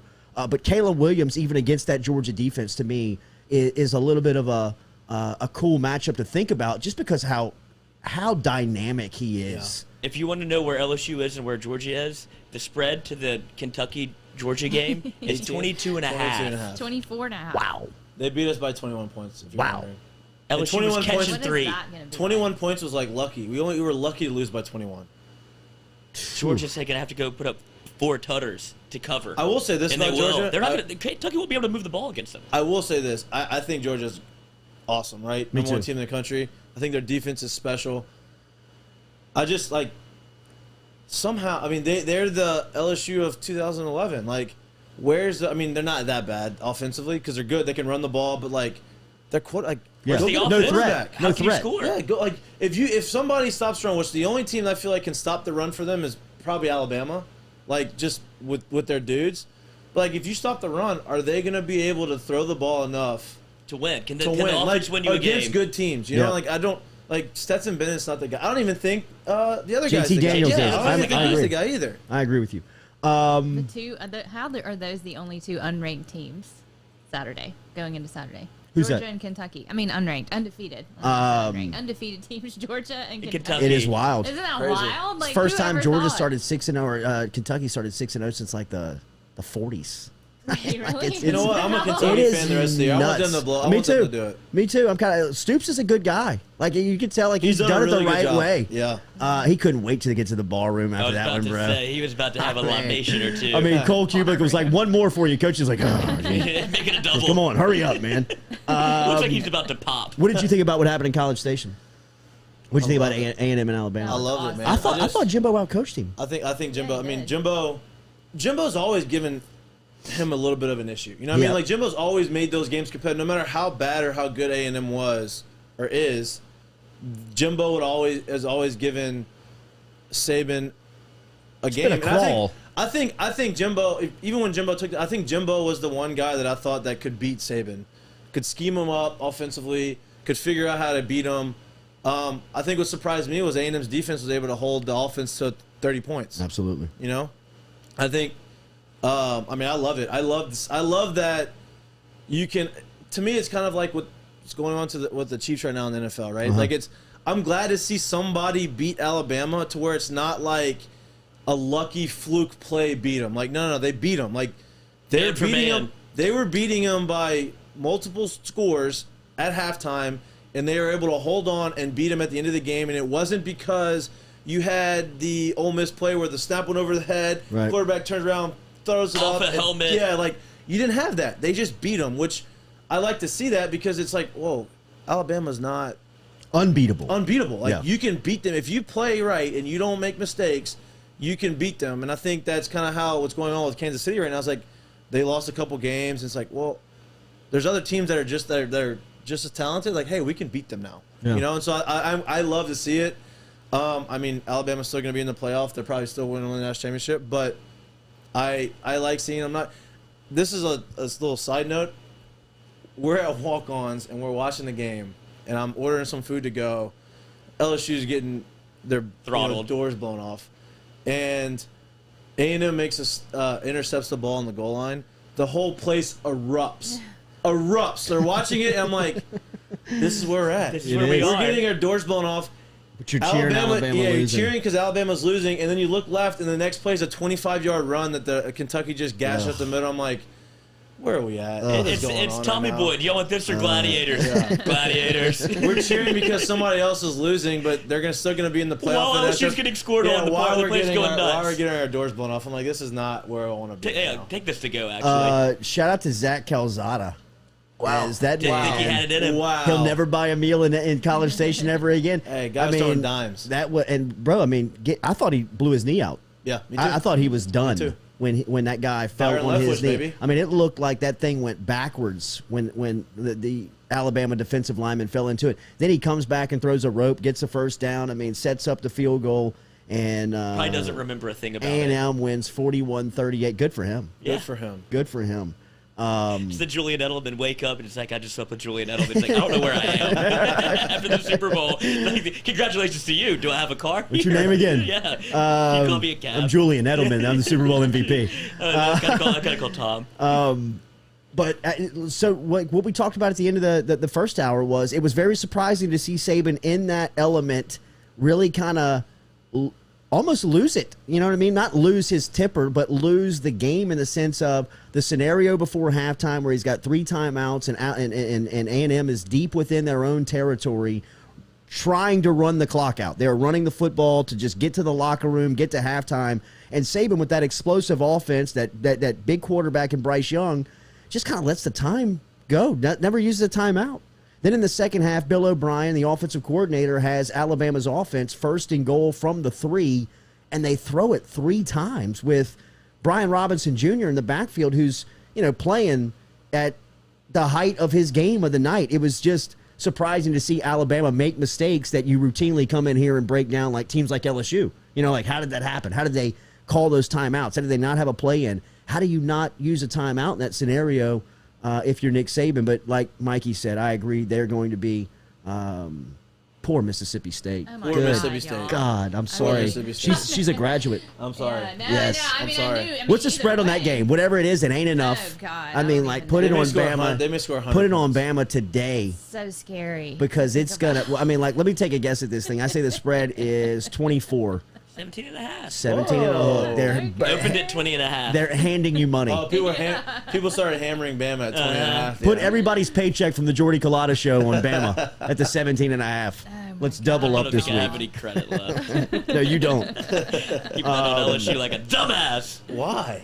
Because I believe in him. Yeah, but believing He's a in fan, him, bro. Believing He's in a him fan. and bet. I That's believe in why. LSU. That's I'll why never Vegas bet has the LSU. bright lights because of Lloyd right there. You know what I mean? I Think believe in about- LSU too. I just won't ever bet them. Even I in just- 19, I didn't bet them. I just don't want to do it. They were giving away money in 19. I Yeah. would just I did that then too.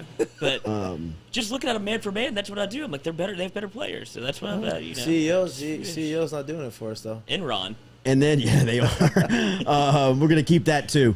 And then Arkansas Ole Miss. 52-51, Yeah. 11 a.m. That game hell? was just Drunk. electric. It was drunk. It was wasted. I How mean, about, it how was. about Lane Kiffin saying a prayer on the sidelines? Who is he praying to?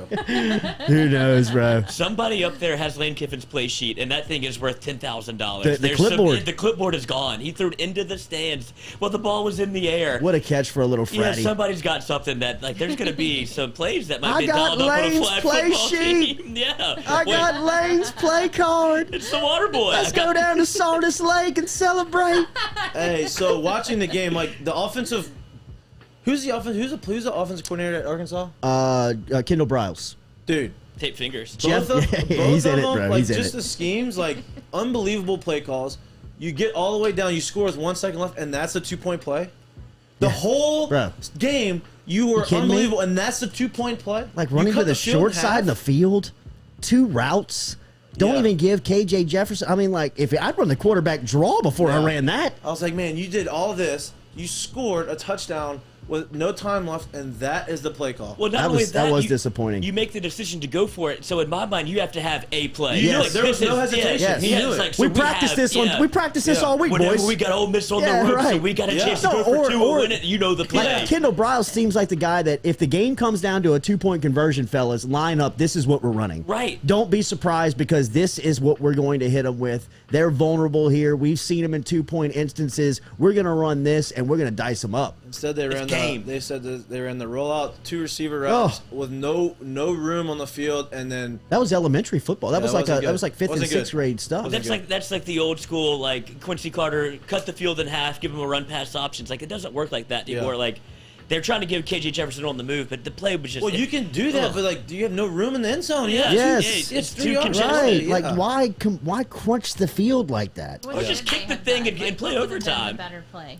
Run pass option with KJ Jefferson. Give that guy an opportunity to run it or throw it because he's big enough where he can drag 2 guys 3 yards into the end Yeah. zone, or he's just a flick of a wrist away from putting it on your face mask. TJ Finley at Auburn. Absolutely. Cam Newton, TJ Finley, think of one. I mean, he is the run pass option that you dream of in a quarterback because he's bigger than everybody. He's more athletic than half the field, and he's got a rocket launcher on his shoulder. You know what I mean? Like, he can put it anywhere you want it. So to roll him out and cut off the field and crunch it up to where it's just you're playing in an 8-yard yards, square, you know what I mean? You don't even give a chance. The ball went out of bounds. Game was drunk. So Drunk. disappointing. It was and then wasted. you had those 2 games, and you go to Penn State, Iowa, and it's Yes. like, yeah, I get it, good game, but like, Just not the competition, oh, man, bro. and like Kirk you look at the Ferentz. offenses, I'm like, dude, what are we? This is like the 1990s. It is. football. It Well, I is. just saw 200 points scored in 2 games. And then you're going to give me this, where it's like this isn't even Right. the same sport. 23-20, and it was grueling Gross. to get to that 43. I mean, like it was Dude, run 5 yards here. Ain't nobody going run for 2 in 2 that game. yards Kirk Ferentz has here. been at Iowa for 23 Forever. years. Um, 23. You remember Saban's last game at LSU when they played Iowa in the Capital One Bowl and they gave up the Hail Mary on the last play of the game? To, Ferentz was the forget the coach first- at Yeah, Iowa. crazy. 23 years. He was the coach on the other sideline that day. Wow. Ronnie Prude bid on that. Oh, don't. Bit on that I forgot who Ronnie. the quarterback. Ronnie Tate. had Tate a was it tough Tate? time. Yep. Yep. That was the day they put Jamarcus in, and Jamarcus went wild. Nuclear. Yeah. Daily, we're brought to you here on the Jordy Culotta Show. Remember, Daily by Ghost Chevrolet. Check out the crew online at GEAUXChevrolet.com. Ghost Chevrolet. Used car lot here in Baton Rouge. New car lot out in LaPlace, Louisiana. Stop in and see them. Ghost Chevrolet, GEAUXChevrolet.com. So college football on Saturday was fantastic. Today's Orgeron press conference is going to be must-watch television. How much NFL did you watch yesterday? And what did you think about the Cincinnati Bengals as Joey B taken to the hospital after the game yesterday. Cut his throat. No big Yes, deal. no. big Just deal. a You got laceration your across throat the Adam's slashed. apple. It's all right. He's usually the one doing that. Yeah, all Jamar right. Jamar told the press that he's all good. He was talking after the game anyway. blood. He's all right. Just spitting up and gurgling blood. It's all good, man. No, I watched a lot of NFL. I mean, Are you a red zone guy? You watch the games? so I'm a red zone guy unless the Saints are playing. Obviously, I don't change it from the Saints. And then red zone, I love it because I don't have It's crack. I don't have It direct is. TV, so I can't like watch a full game. But red zone's great because fantasy and you hear everyone, and it's just, bro. Honestly, that guy doesn't get enough. Who's the guy? Who's Scott the host? Hansen. He's awesome. He's awesome. Awesome. The most impressive thing about him is that he's still buttoned up and his hair is all in the same place 8 hours later. Yeah. Like if Yeah. that was me, bro, Yeah. like my feet would be up, my shoes would be off. My shirt I would be mean, unbuttoned, my beard, rolled I would up. have the tie Yeah, no undone, doubt. Look No like doubt. jacket off by like halftime of the noon games. You like, look like Jim Kramer and Mad Money. son of a just bitch, what we're the hell? still here. By the end Still of the- here. By the end of the Cincinnati game, I may have the tie around my head. Yeah, Like, I'm right, like- absolutely. We're I'm like, still what here is going watching on? football. Absolutely. My eyes are bleeding. It's the fourth quarter in Chicago. He's got a needle on the side of his head. Like, and we go to Chicago. We're Justin Fields. Somebody get relief med on the line for Oh, God's man. sakes. But yeah, football. I mean, the Bengals game was nutty. That was a drunk game. That It was was. the drunk game. I mean, you missed. Kickers, you Oh assholes. my god! And he's still. Y'all are walking home, First you of all, you nerds. missed one field goal. Okay, you missed 2 field goals and an extra point. You're like, there's no way you win the game. You missed 3 field goals, an extra point, and you get another chance to make the game winner, and you make it. Ugh. Like, what is happening? Crazy. God, What dude. is happening? Which one hunts him more, the second or the third one? I mean, those guys got to be like, I had 3 chances at this, But man. it's basically Crappie is an old head. Yeah. It's like if you're it's like if you're playing like golf and you're at a scramble and you keeps being your turn to putt. And it's like, how does this keep being me Yeah. every time? I keep Right. missing. Like, Right. but the way the lineup works, like it's always Crosby, me out I mean, here. remember how it Crosby works, is the though. That's how same. it- that's Crosby's works. the same guy a week ago tonight that Aaron Rodgers throws the dime and he jumps and he did the knows same it. thing. He knows as soon as he completes that pass, we're winning the game because Crosby's hitting this game winner. I mean, his reaction was, "It's a." I just don't know in a world like that how you can go from last week where you are kicking game winners and like you are like Cutting it. just. And then you step into an environment where you like shank a 43-yarder. Miss an It extra happens. point. I know That's it's crazy. it is nuts. It's crazy. Sports like it's. I guess compared to baseball, like when you're in a slump in It's you baseball, playing right? first base. Like it's Yeah. like they knew that you had And never stuff played. goes so Yeah. fast. It's like even if like you're confident, you can be as confident. Like when you're not hitting well, right? And you're in this slump, and it's like, damn. Every time I'm coming, like you could be locked in, and you can hit, and nobody's on base, and you're hitting doubles and homers, but nobody's ever on base for you.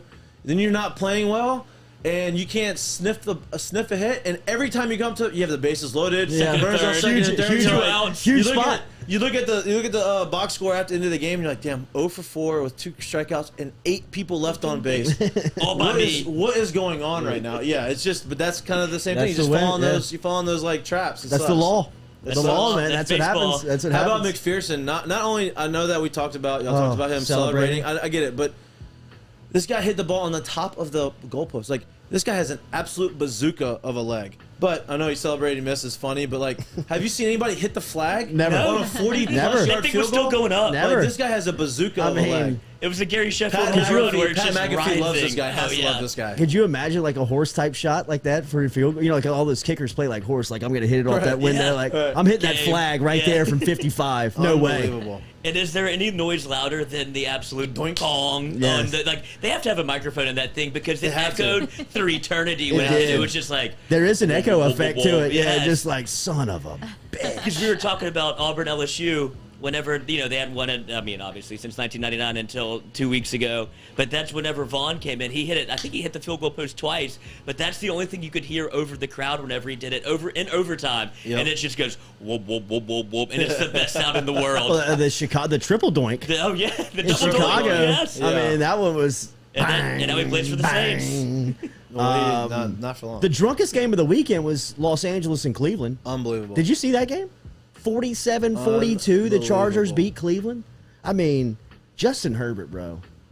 He talk feels about a like bazooka. Mahomes Yeah. 2.0. Like he feels like Josh Allen 2.0. he does. Josh Allen with a huge win over Mahomes last night. But Herbert's numbers 26 of 43 yesterday, 398, 4 touchdowns, no picks. A rushing touchdown. Did have a rushing touchdown. And people want Mario Cristobal. He neutered the guy. Yeah, Ed Orgeron. Yeah. Yeah, he didn't use anywhere near what he is. Like that's why people had questions about him. Like, oh, is he like really that? I mean, he's good, talented, but like, is he? No, he's a dude. He is that the guy. dude. I mean, like if And he he put up 52 the points. worst for me in fan fantasy, base, so that was the great. worst fan base on Justin Herbert's the Miami Dolphins. I mean, you're looking at Tua, Can't and you're play. watching Los Angeles, and you're thinking, we could have had this guy. And you Yeah. had the pick. Yeah. Yeah, you didn't have to trade anything Yep. for it. What about Dallas and New York? Did y'all watch that? I didn't watch a lot of it. What? I watched a I little didn't bit watch of a little. it. I Yeah. mean, they are Yeah. on Dallas? Yeah, fire. yeah. Are you a Dallas. Cowboys fan? Sure. Yeah. Yes. Yeah. Man, Mississippi State and Cowboys Big fan. Dak. I know, right? Not Big bad. Dak. I do like Dak. Big I Dak, do, Big Dak energy. I do. Big Dak energy. I do like- He's I do like Dak. unstoppable right now. Yeah. He is Playing good. at another level. And so is Zeke. Zeke Yes. is back to like old Zeke, and I love it. Also on my And fantasy team. Ezekiel is Love that. Wow. baller. Yeah, they're my Bro, you're team loaded. My together. team's doing it right now. Who's the league? How many leagues? So I got 3 leagues, Okay. and I do a FanDuel with my other buddies. I have a league, and then we do a FanDuel. So we do $15 a You week. managing all this? Oh yeah, I'm in Okay, there. all right. I'm in there. The GM of the year, baby. Who's so you got one with the old players? I got one with my buddies in Baton Rouge. Okay. I got one So with. this is the Landwas and them. No, they're not in it. So Okay. it's like the baseball guys. So like Sean Ochinko and like Hollander, all these guys. Like that's a great league. That's actually the league. I just got my first win. I'm 1-4 in that league, right? Is that the Whatever. Alpha League? Is that the one that you talk most shit in?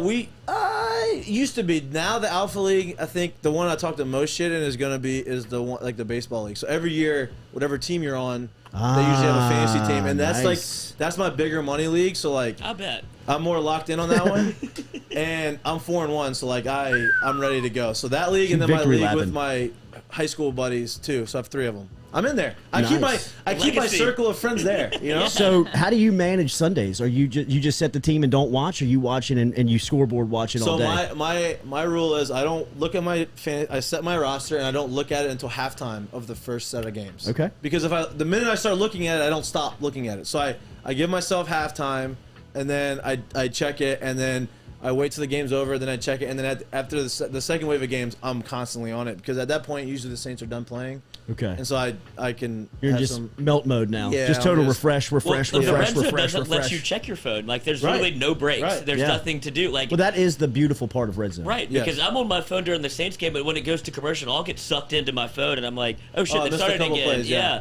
But with the red zone, you're just like Yep. It's crazy. a dog with a ball. You're like, oh my god, oh, Yeah. oh my god, Yeah, I mean, oh, just- give it more. It's almost like this is overload. Yeah, like I don't. sensory overload. I don't need Pittsburgh and the I don't need Right. Jets Atlanta. Right. It's a Vegas You know what I mean? bathroom Like, at 3 yeah, a.m. right. We're like, Good I should have done that. God. I like to take it back down to Eli and Peyton on Monday nights, but we're not Oh. going to have them tonight. 3 Why? weeks. Why? No. Why? What's the deal? Why don't You they do know- that every week? Really and truly, I think why is because they They're need to too keep good? Monday Night Football relevant, like the other broadcasts. Well, Which it's one not- would you you know pick what I mean? today? Which one would Well, you if pick? you wanted to make it relevant, let's go get a better, some better The people on there. better that. That's it. Give me that entertainment. Yeah. Right. Give me that. I mean, that is what. I mean, that's what the medium is Yeah. evolving to. Is this? Yep. You know what I Sunday mean? night It football. is- I still like Sunday night football. I think that's great. I think It's a great production. I think Sunday night football is good. I mean, but Monday night football, like that's the only game on TV. You didn't have any football all day. Go get me somebody that's entertaining. Go get me someone that's like go get. I know they probably tried But to you go don't get. like them? You don't feel like they're entertaining? I know. I like the Greasy and I like Riddick. I do. I think their insight's good. Yeah. Steve Levy's okay, but He's safe. he's safe. But He's just steering there's the no ship. Yeah, there's right. no one that like gets you. Yeah. There's no entertainment going, quality you know to what it. I mean? Yeah, I just don't like. John Gruden was funny, was good because John Gruden would say some stupid stuff, but like does his whole The like intensity Chucky, was there. yeah, like I like that. They don't have. There's nothing. I mean the since he left, they have not. They have Swung and they've missed. swung and missed every single Swung time and in missed. Monday Night Football. Well, they like to let the game breathe. They want the game to be the entertainment, and then they pivoted with Well, you had WWE meetings to where- Tesla Tour on there Yeah. one Yeah. year, and you thought you're Right. everything. That was- everything was a 5-yard gain. knockout. That was too much. yeah. Off the right side for 4. I don't know how they come back from this. They got him on the ropes. What's that? Who's playing tonight? Tonight's a good one. Or last night was a great one. Sunday night was a great Yeah. one. night. Did you see Josh Allen hurdle that guy? Okay, here's a hot take, and this is look. Let me. I was trying in my head to figure out how I was gonna preface this without people killing me. Uh-huh. I'm not saying Josh Allen is the better quarterback. Okay, like everything, intangibles, the way he scans the field. I'm not saying he's the better quarterback, but Sounds like you want to. out of straight up talent, if you put them on a football field and you say who has a better arm, who's faster, who's more athletic, I think Josh Allen is more talented than Patrick Mahomes. Bro. But it's not far. But like people 2 years ago, last year you would never say it, but I'm telling you, like Patrick Mahomes does his no look stuff and all that. Like that's awesome. Yeah. And he's like he understands the defenses and he has this it factor to him. Like, but Josh Allen is a 6'6" quarterback with a bazooka, and he just hurdled a guy for a first down, and he's faster. He's just talent-wise, I think he's the most talented. He flashes more. Quarterback in the NFL, but I'm not saying he's the best quarterback. Does that make sense? As it does, as similar as they are, Allen feels like the shinier prospect. Right. You know what I mean? He's just like, more talent. There's right. more, like there's you, more, you yeah. look at Mahomes him, is more you look at consistent. him, and you say, "Damn, I can do more with him than I the can guy. do with Right. Mahomes." But you do understand that you're analyzing maybe Two best. the two best, definitely presently. But Mahomes he's already gone like into a historic status on Right. just his Right. skill set, and I think Allen is a championship away from trending that direction. And what that win last night with Buffalo did is now in January that game's in Buffalo. Yep. It's not in Kansas City like Yep. it was last year. Where that game is totally different in Buffalo than it is in KC. Well, let's talk about this. Kansas City's 2-3. I know. Let's make the playoffs first now. Yeah, that's true. You know, That is I true. mean, you wild have card game. like that division's better than they thought. Yep. And you have to now you're gonna have to go on the road the entire postseason. Your goals change. Yeah. Who's But that? That's Vegas. That's The Browns, the Browns. Buffalo, right? No, not No, no, Buffalo. no, I mean, no. that division. You got the Browns, you got the Raiders, you have the Chiefs, and then you have That's the AFC. The Chargers. Chargers, Broncos, Chargers, Raiders, Broncos, Chiefs. Chargers, Broncos, Raiders, Chiefs. Yes.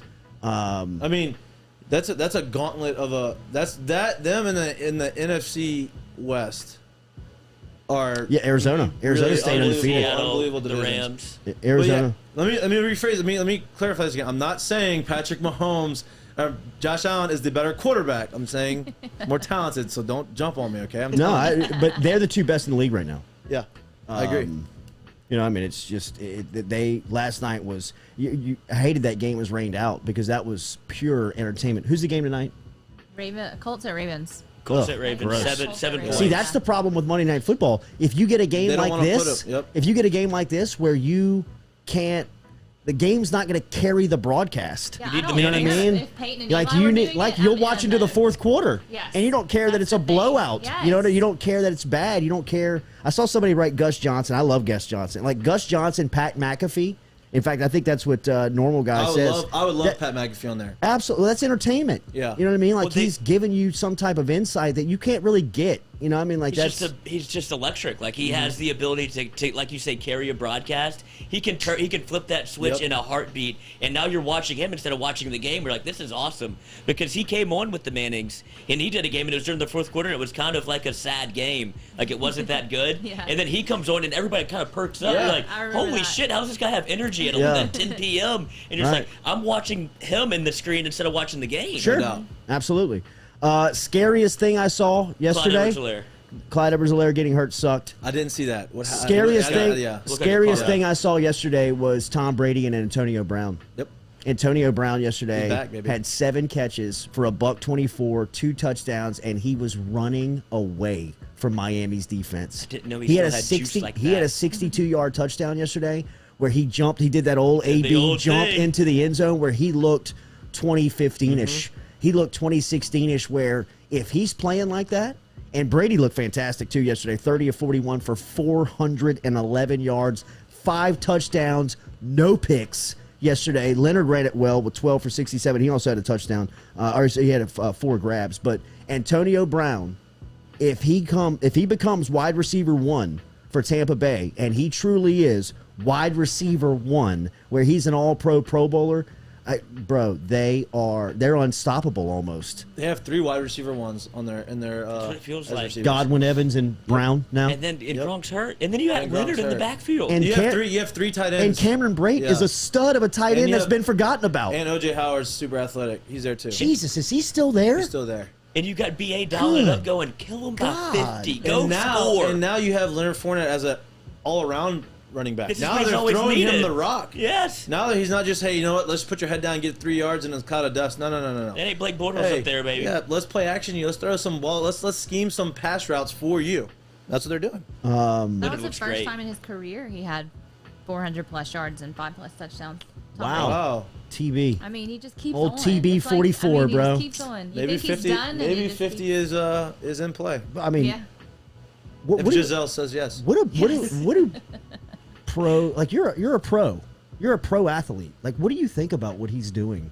Like I mean, how it's- he's playing like it's that. it's one of the. It's like I can't really fathom it because like I'm 14 years younger than him, right? And like It feels like he's younger I'm like than you. it feels like I'm like damn. I feel like I'm back in high school watching Tom Brady play Right. football. You know, like it's. He may be better now than he was when I was in high school. Like He he's he moving out of definitely the looks pocket. better. He's He moving does better. better. He's throwing balls on the run, going towards the sideline. He never used to do that. He used to be, oh, I don't have this guy in the pocket. Let me just get down so I don't get hit. No. Now he's running. He has more rushing yards this year than I think he's ever had. And like it's just like You saw him take off crazy. last week against Bill. He's like, put his head down Put too. his head down. I'm scoring. Yeah. He was trying to It's score a like- touchdown. I know a so lot of impressive. 44-year-old people and ancient athletes that in a flag football game when they got to Achilles. come up. I mean, that is. A death sentence. I mean, that is a death sentence. It is He played with impressive. an injury, the thumb injury. He's Yeah, he's- He's bro, like he's a dog. Like he's unbelievable, not man. going to show you like when he's hurt. Like You know he's what I ready like to the go. most is the minute Tom left. Like Tampa Tom is so much more fun Yeah, he's so than, cool. than Yeah, New England Tom. he is. It's like he left. And he was like, oh, I can exhale. I can actually be myself. He's funny. He trolls people with these videos. I'm like, God, this is it's awesome. unbelievable. And it was This is awesome. It's been locked up for 20 years. You even know he Yes. had it in him. It's It's like, unreal. this guy's been thinking of jokes his whole life. It's He's unreal. like, let it go. Get your own platform. I love it. That's what Florida will do to you. Yeah. Oh, yeah. Florida You know what man. I mean? Florida and 100 billion in the bank, baby. Mikey, good to see you. Katie, good to have you back. Good to be back. Lloyd, it is a good production day for us that we will have a lot of content nice. putting Lloyd out. said Yes, there, right, like, Lloyd. immediately. Get to work. Shut the fuck up. For God's sakes, catch a hint. All of our stuff is gave brought you to you your back 30 by minutes. RMB Builders. Remember RMB Builders. Just kind of crossing your finger on Keyshawn news. It doesn't look like that was good. It did not look good. Broken foot, you think? I think so. Yeah. think so. I mean, that's all I was waiting Just as all long along. as it's not the Achilles. I know Yeah. that is dark times for Keyshawn right now. But I hope he does have at least the peace of mind that, bro, he's going to be fine. He's going He will to be fine. he's going to be okay. And whoever they bring in here next is going to really understand that you build the offense around him next year. He potentially could be the best player in college football next season. Yeah. If he's right, there's the right offensive mind around him. We don't know anything official, but like we said, didn't look good. I think you can definitely not count on him playing this Saturday. I think long term you'll have to see, but I think there is some murmurs out there that his foot might be broken. But I think LSU will Honestly, obviously broken foot would probably be best case. like a clean break, like, just hey, getting you know back, what? rehab, Take surgery, 2 months yeah, and be absolutely. fine. But like, you don't want if Achilles, it's yeah, calf, but like any- he's so young still, and it's he can recover through anything. I think he's gonna be fine regardless. Yeah. But for his mental state and his recovery, like a broken foot would be probably. No, obviously a sprain would be the best case. But Yes, if it's sure. something super serious, I think a broken foot would be probably Injury the that best. you know how to fix. Yep. That just fixes itself basically. Before we get out of here, give me some thoughts on MLB. Damn, it's been an yesterday. hour already? It's crazy, isn't it? Wow. Time flies in the Good content, UDL. baby. Yeah. Good stuff. MLB man. So yesterday, White Sox beat the Astros. Yep. Red Sox rally and beat the Rays Yep. 6-4. Wild. Yesterday, that was wild. And then who we got today? Everybody else today? We got Atlanta, we got a huge Milwaukee, slate. and San Fran and LA. Yeah, so we had I'm gonna go to the Boston game first because that game Yep. was crazy. So you had Boston and Tampa, which it sucks because they play each other so much during the year and they know each other so well that they have to go through it now. I mean that series it was 1-1 going into this game. Like this was like the huge game. You don't want to be down 1-2, right? You want to be up 2 games to 1. And 4-4 extra innings. Kiermaier, who one of my buddies, I played with him, came up with him in Tampa, hits the double off the wall. The right fielder, Mississippi State guy, Renfro, who has a bazooka, is sitting there, and the ball hits off the wall, hits off his leg, bounces over the fence for a ground rule double. Wow. Right. So the guy on first would have scored. He was gonna walk home. It was an easy RBI double. He doesn't get to score. He stays at second. They don't score a run. And they're, as a visiting team in Fenway, like, that's Crucial. You have the momentum there. Like, you could hear it, you could feel it in the crowd. And like, damn, this is not gonna be good. Next inning, next guy gets on. Christian Vasquez, walk-off homer, like, unbelievable. Law of baseball. Why? Mahtook's at first base, hit it to him. It is, Right. Yeah, right. It's just like you knew after they didn't score there, especially on a wild. Like if he hits the double and Renfroe gets the ball in normally, and the guy ends up not scoring because of the throw, like, okay, I'm not so confident that Boston's gonna go ahead and walk him off.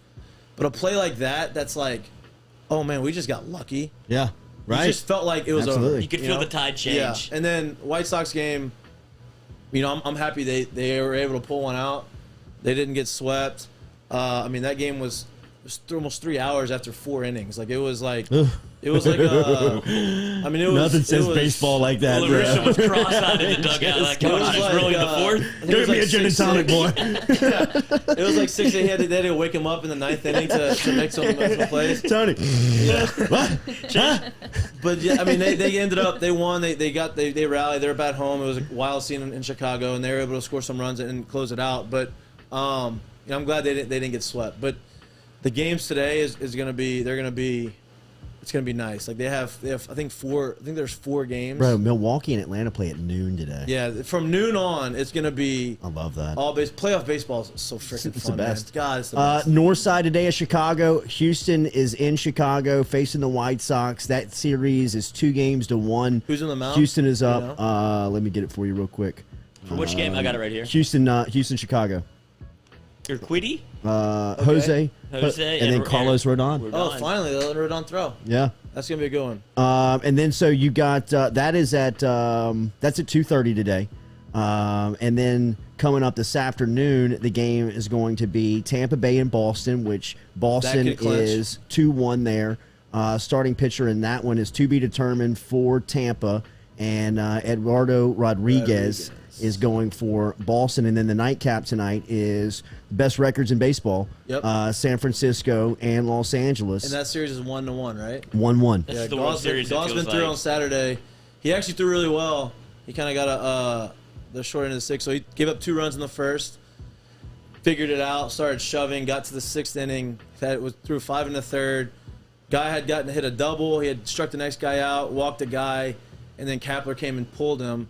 And then the next guy that came in gave up a walk and then a double off the wall. So he ended up giving up 4 runs, his runs, but he actually pitched really well. I was hoping that Kapler would leave him in to try to get out of his own mess. Playoffs, though, and I understand why they took him out, but he only had 80 pitches. You know, I just felt like he has that splitty. I think that he could have gotten a double play ball, but, you know. Alex Wood versus Max Scherzer in that one. Whew. I mean, Scherzer's obviously. I mean, Yeah. people kept saying, like, over the last 4 or 5 years that Justin Verlander was going to be like the modern day Nolan Ryan, like pitching to his, mid 40s, still throwing hard, No hitters. whatever. Yeah, and that was the case, but Nolan Ryan never got hurt. Verlander got hurt last year, and so he missed all of this year, most of last year. I mean, honestly, I think Scherzer's the modern day Nolan Ryan. Like, Scherzer's still throwing 97. He's 37. He's like leading the league in strikeout, whatever it is. Like, he's still dominating. And he's a lunatic. Then, Yeah, he is. He and still has that ass kicker mentality he's got to the him. 2 different color eyes. Like, he's kind of scary. Monochromatia. Yeah, and then, He looks like a Alex, loon. Alex Wood, like, I love watching the Giants play because the veterans, like, it's like a veteran team. Alex Wood was like a guy they got kind of cheap this offseason, and hey, see if you can rejuvenate yourself. Gosman, I mean, he didn't get him cheap, but a 1-year deal.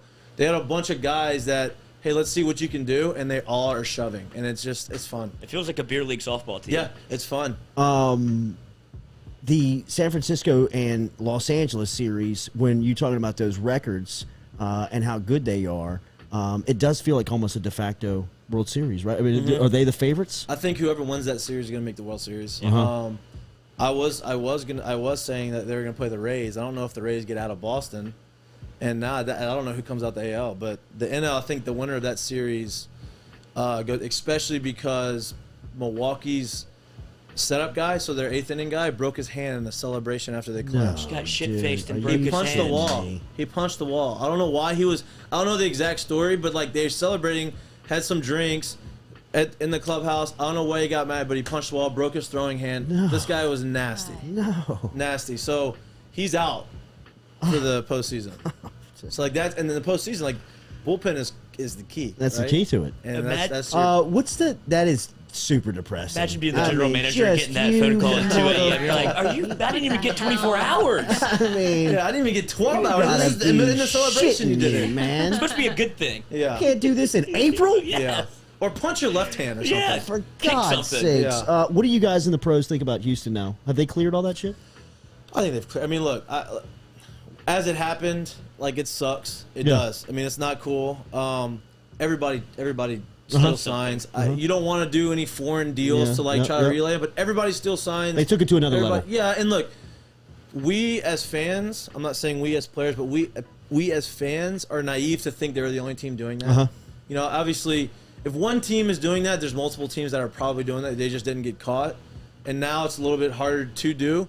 But look, I think they're past it. Like it's, you know, people are still going to always be a little bitter, especially the teams that lost to them. But hey, dude, like Jose Altuve hit 30 homers this year. You can't say he's cheating. He's not cheating. Right. He's still really good. Bregman's really good.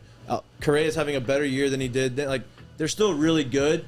Like they probably were going to win it anyway. You know, they're still that good. So it's past it, man. Let's just let it go. It's, you know, don't do it again. And before we get out of here, we got to give a shout out to Willie Wade and the LSU basketball crew as they landed another 5-star prospect on Friday. Julian Phillips, the 5-star who is just an absolute monster. I mean, just a total game changer for LSU next season. I really can't wait 5-star for guy. basketball season. No, I can't either. It's going to be so much. PMAC is going to be popping. You got to hand enough shit talk in Kentucky. Yeah, isn't that a great story? Isn't that a great story? Wait till basketball season. And it actually hurts Kentucky more than this hurts me. This is the 5th year that Will Wade has been on this recruiting run. Phillips is the number 15 prospect overall in the class of 2022. Chose LSU over Florida State, Tennessee, and USC. 6'8" power forward. He starts and plays for LSU this season if he's on campus. Next year, he's a definite starter and has been told by numerous people within the program he is a bona fide one-and-done lottery pick player. Like it is already being discussed how they get him there. They already are accounting for him to be here for 1 year. You get 35 games with him. You make him an all-SEC, all-American, and make him a top 10 pick, and it works out for everybody. But this guy is a total game changer. Shout out to Will Wade and the entire crew at LSU basketball as they continue to just clean up on the recruiting trail. And basketball season is going to be so. Final Fours in New Orleans this year. So I was about to ask that. I know we're going a little overtime. No, it's all good. There's no. We don't have a studio cutting us off. I love that. Nobody's coming out. Got no suits above us telling us what to do. Does it feel like this is the year for the Tigers? To me, it feels like this is the best team I think Will Wade's ever had. Yeah. I think that they got the other bullshit past them. You know, the whole Dick Vitale stuff is. Dick hasn't really said much, huh? Not much. So He will. I'll definitely let you know if he does. I know you will. Got those alerts rolling. But like, it just feels like this is the year they get back to the Final Four final. Like honestly, they're a national championship contender. You know, I feel like this is the year. They're a top 10 team, in my opinion, going into the season as far as the way that they are constructed. Yep. In my opinion, I agree with what you say of that he has had really good teams here. The team a couple of years ago that went undefeated in the SEC on the road with Nas Reed and a young Darius Days and Javante, that team was a really good basketball team. They had him taken away from them at the end of it during the SEC tournament and NCAA tournament run. That was probably his best team. The past couple of years, Trendon Watford, Javante Smart, high-end players like this, you don't have to change the way that you run your program, but you do have to cater to those guys a little bit because basketball is different than football. It's much different than football as baseball, as you know, in recruiting, where there's only 15 of them on the team. There's usually only 8 or 9 that play, and there's usually only 2 or 3 that really mean anything, and there's definitely that one. and there has been that guy that you've really had to, you know, you gotta coach him, you gotta play towards, you gotta do this stuff. This team, you don't have that. You don't have that one outlying guy that is the true superstar. If you asked for it, it would obviously be Darius Days. But when you go watch this team practice early on, I mean, they come at you in waves. Well, they're deep. They're so deep, and I think that's been the problem the last few years. Yes, that you've only played 6 or 7 guys. Yeah. He legitimately can play 10, maybe 11 if they decide not to redshirt Justice Williams. Right, and then you have a Darius Days, a senior. Like we haven't had that senior that has been a difference maker. Like we've had the senior, oh, this guy's solid, he's a leader, but like now you have Darius Days, who obviously is a leader, but he's elite. Like he makes the team that much better. That much better. Like when he's on the court, they are plus whatever. You know what I mean? Like he plays defense. He brings energy.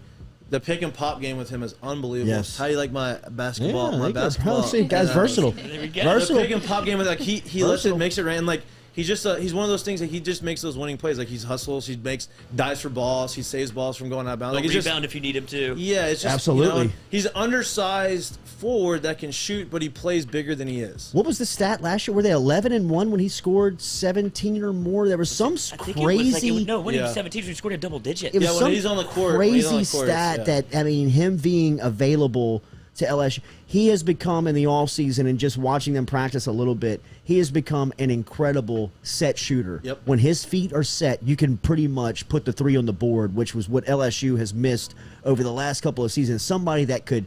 You got to close out and you got to go guard that line. Yep. You know what I mean? Because if you don't, they can beat you from behind the 3-point line, at least with him. They need other players to develop into shooters, which I think will happen. I think that Adam Wolf, Ace Wolf, will be a premier scorer for this team. I think Mwani Wilkinson is one of the most improved players between year 1 and 2 on this squad. Brandon Murray is a rookie that's going to make an impact, especially on the defensive end with just how athletic and strong he is. And then the transfers. Tari Eason, we mentioned Miller, but Tari Eason is a guy that's going to do all the dirty work. He's going to do everything for you. Guys coming in like Alex Fudge and Brandon Murray, and then Efton Reed, the big 7'5" star out of IMG. Yes, finally, a rim protector. Somebody you put in the middle of the freaking paint. A rim protector. Yes, finally. I mean, we haven't had a rim protector since Cavell. Big B. Williams. That has been the player that they have not been able to replace. Yep. That's been the one that he has been looking for time and time again in recruiting. Somebody that can protect the rim, run the floor, good enough hands that when he runs the floor to catch and finish at the rim. That's going to help. That's going to help Days. He's not going to be in foul trouble as much because you don't have to put him in the middle of the defense to be the big guy. You know, he didn't have to do that anymore. And yes, Efton Reed is potential one and done. Maybe a guy comes back for a second year, depending on what type of run he has late in the season, February into March, he could become a pro. And if Sharif O'Neal can stay right and can stay healthy and him develop in the year, get better in clicks, get better in the non-conference. You see him improve into conference play, into SEC play, and then into tournament play. If he can stay healthy, stay right on the floor, I don't know what he could potentially be, but I know that he could be something that's going to be a huge problem for opposing teams because you mentioned pick and pop. He is the ideal LSU pick and pop player because of his athleticism, because he starts hitting those 18, 20 footers and you come out on him, he will take you to the rack all day long. And he's probably LSU's best rebounder. Yep. You know what I mean? Like last year consistently when he was in there, he was the guy that was giving you a chance on cleanup points and the shot blocker, everything. Well, Will Wade went out of his way to mention how good he was at rebounding. He's like, if we can get him on the floor, this got to keep him on the floor. The missing piece last year. Got to keep him on the floor. Yeah. Got to keep him on the floor. I'm so excited. We got hyped up right now. I think it's Alabama weekend. I think That's usually what it is. Kind of like November 5th, November 4th. Yeah, something positive to talk about. I didn't see the game. I was at the PMAC. November 9th, 7 p.m. There you go. There it is. There you go. Great to see you, Mike. Open info. Come back tomorrow. I'll be here tomorrow. Yes. I'm serious. I love this. This gives me something to do. Come back tomorrow. I'm in. Carpool Queen will be here tomorrow. All time. Are you back on the carpool route tomorrow? Okay. I will say this. Okay. I got this swag. I feel like I'm a freshman back at LSU. You know, like when you walk in and you have your whole locker and you have like the sweatpants, and that's how you know you're a freshman because you walk into class and you're like, That's a freshman. That's a freshman because they're wearing all the swag. That's what I feel like. I don't know if you know, but I play for the baseball team. I've been wearing. I had the Jordy Culotta cups. I had the whiskey glass. We tagged Allie tagged us on Saturday. We retweeted. I feel like I'm a freshman in college again. I'm jacked up about this. Hey, bro, if you want to get in some type of trade gear trade with us, you can have us on the MLB stuff. We'll throw you Culotta gear all day. We love Mikey. Jordy Culotta Show, driven and powered by Go Chevrolet. Have a great Monday. That press conference at noon today. If there are fireworks flying, we may do some content this afternoon. Just kind of get some people into a room and react to that press conference. If it's as entertaining as I suspect it could be. I didn't think he would be there. I don't know if he did. I think he's probably waking up kind of like checking the blinds like, are y'all sure y'all want me to go do that? Are we good? I wish we had 2 more hours. I mean, are they towing my Mercedes? Are they towing the car out of the parking spot? Do I need to turn my cell phone and my credit cards in? Walked out. Still in the house. Walked out of his yard. Thought he had a for sale sign in his front yard already. Yeah. Like it's just not there. I don't know. That was probably tough to come home to on Saturday night for him. He probably had a couple of for sale signs in the front yard. Yeah. So pay attention to that one at noon. We will let you know if we go. Look, the best way to do it is set the alert for you on YouTube. Hit the bell before you get out of here. Please like, share, comment. That does us a huge favor here. Thank you for being there this morning. We're back with you tomorrow at 7 a.m.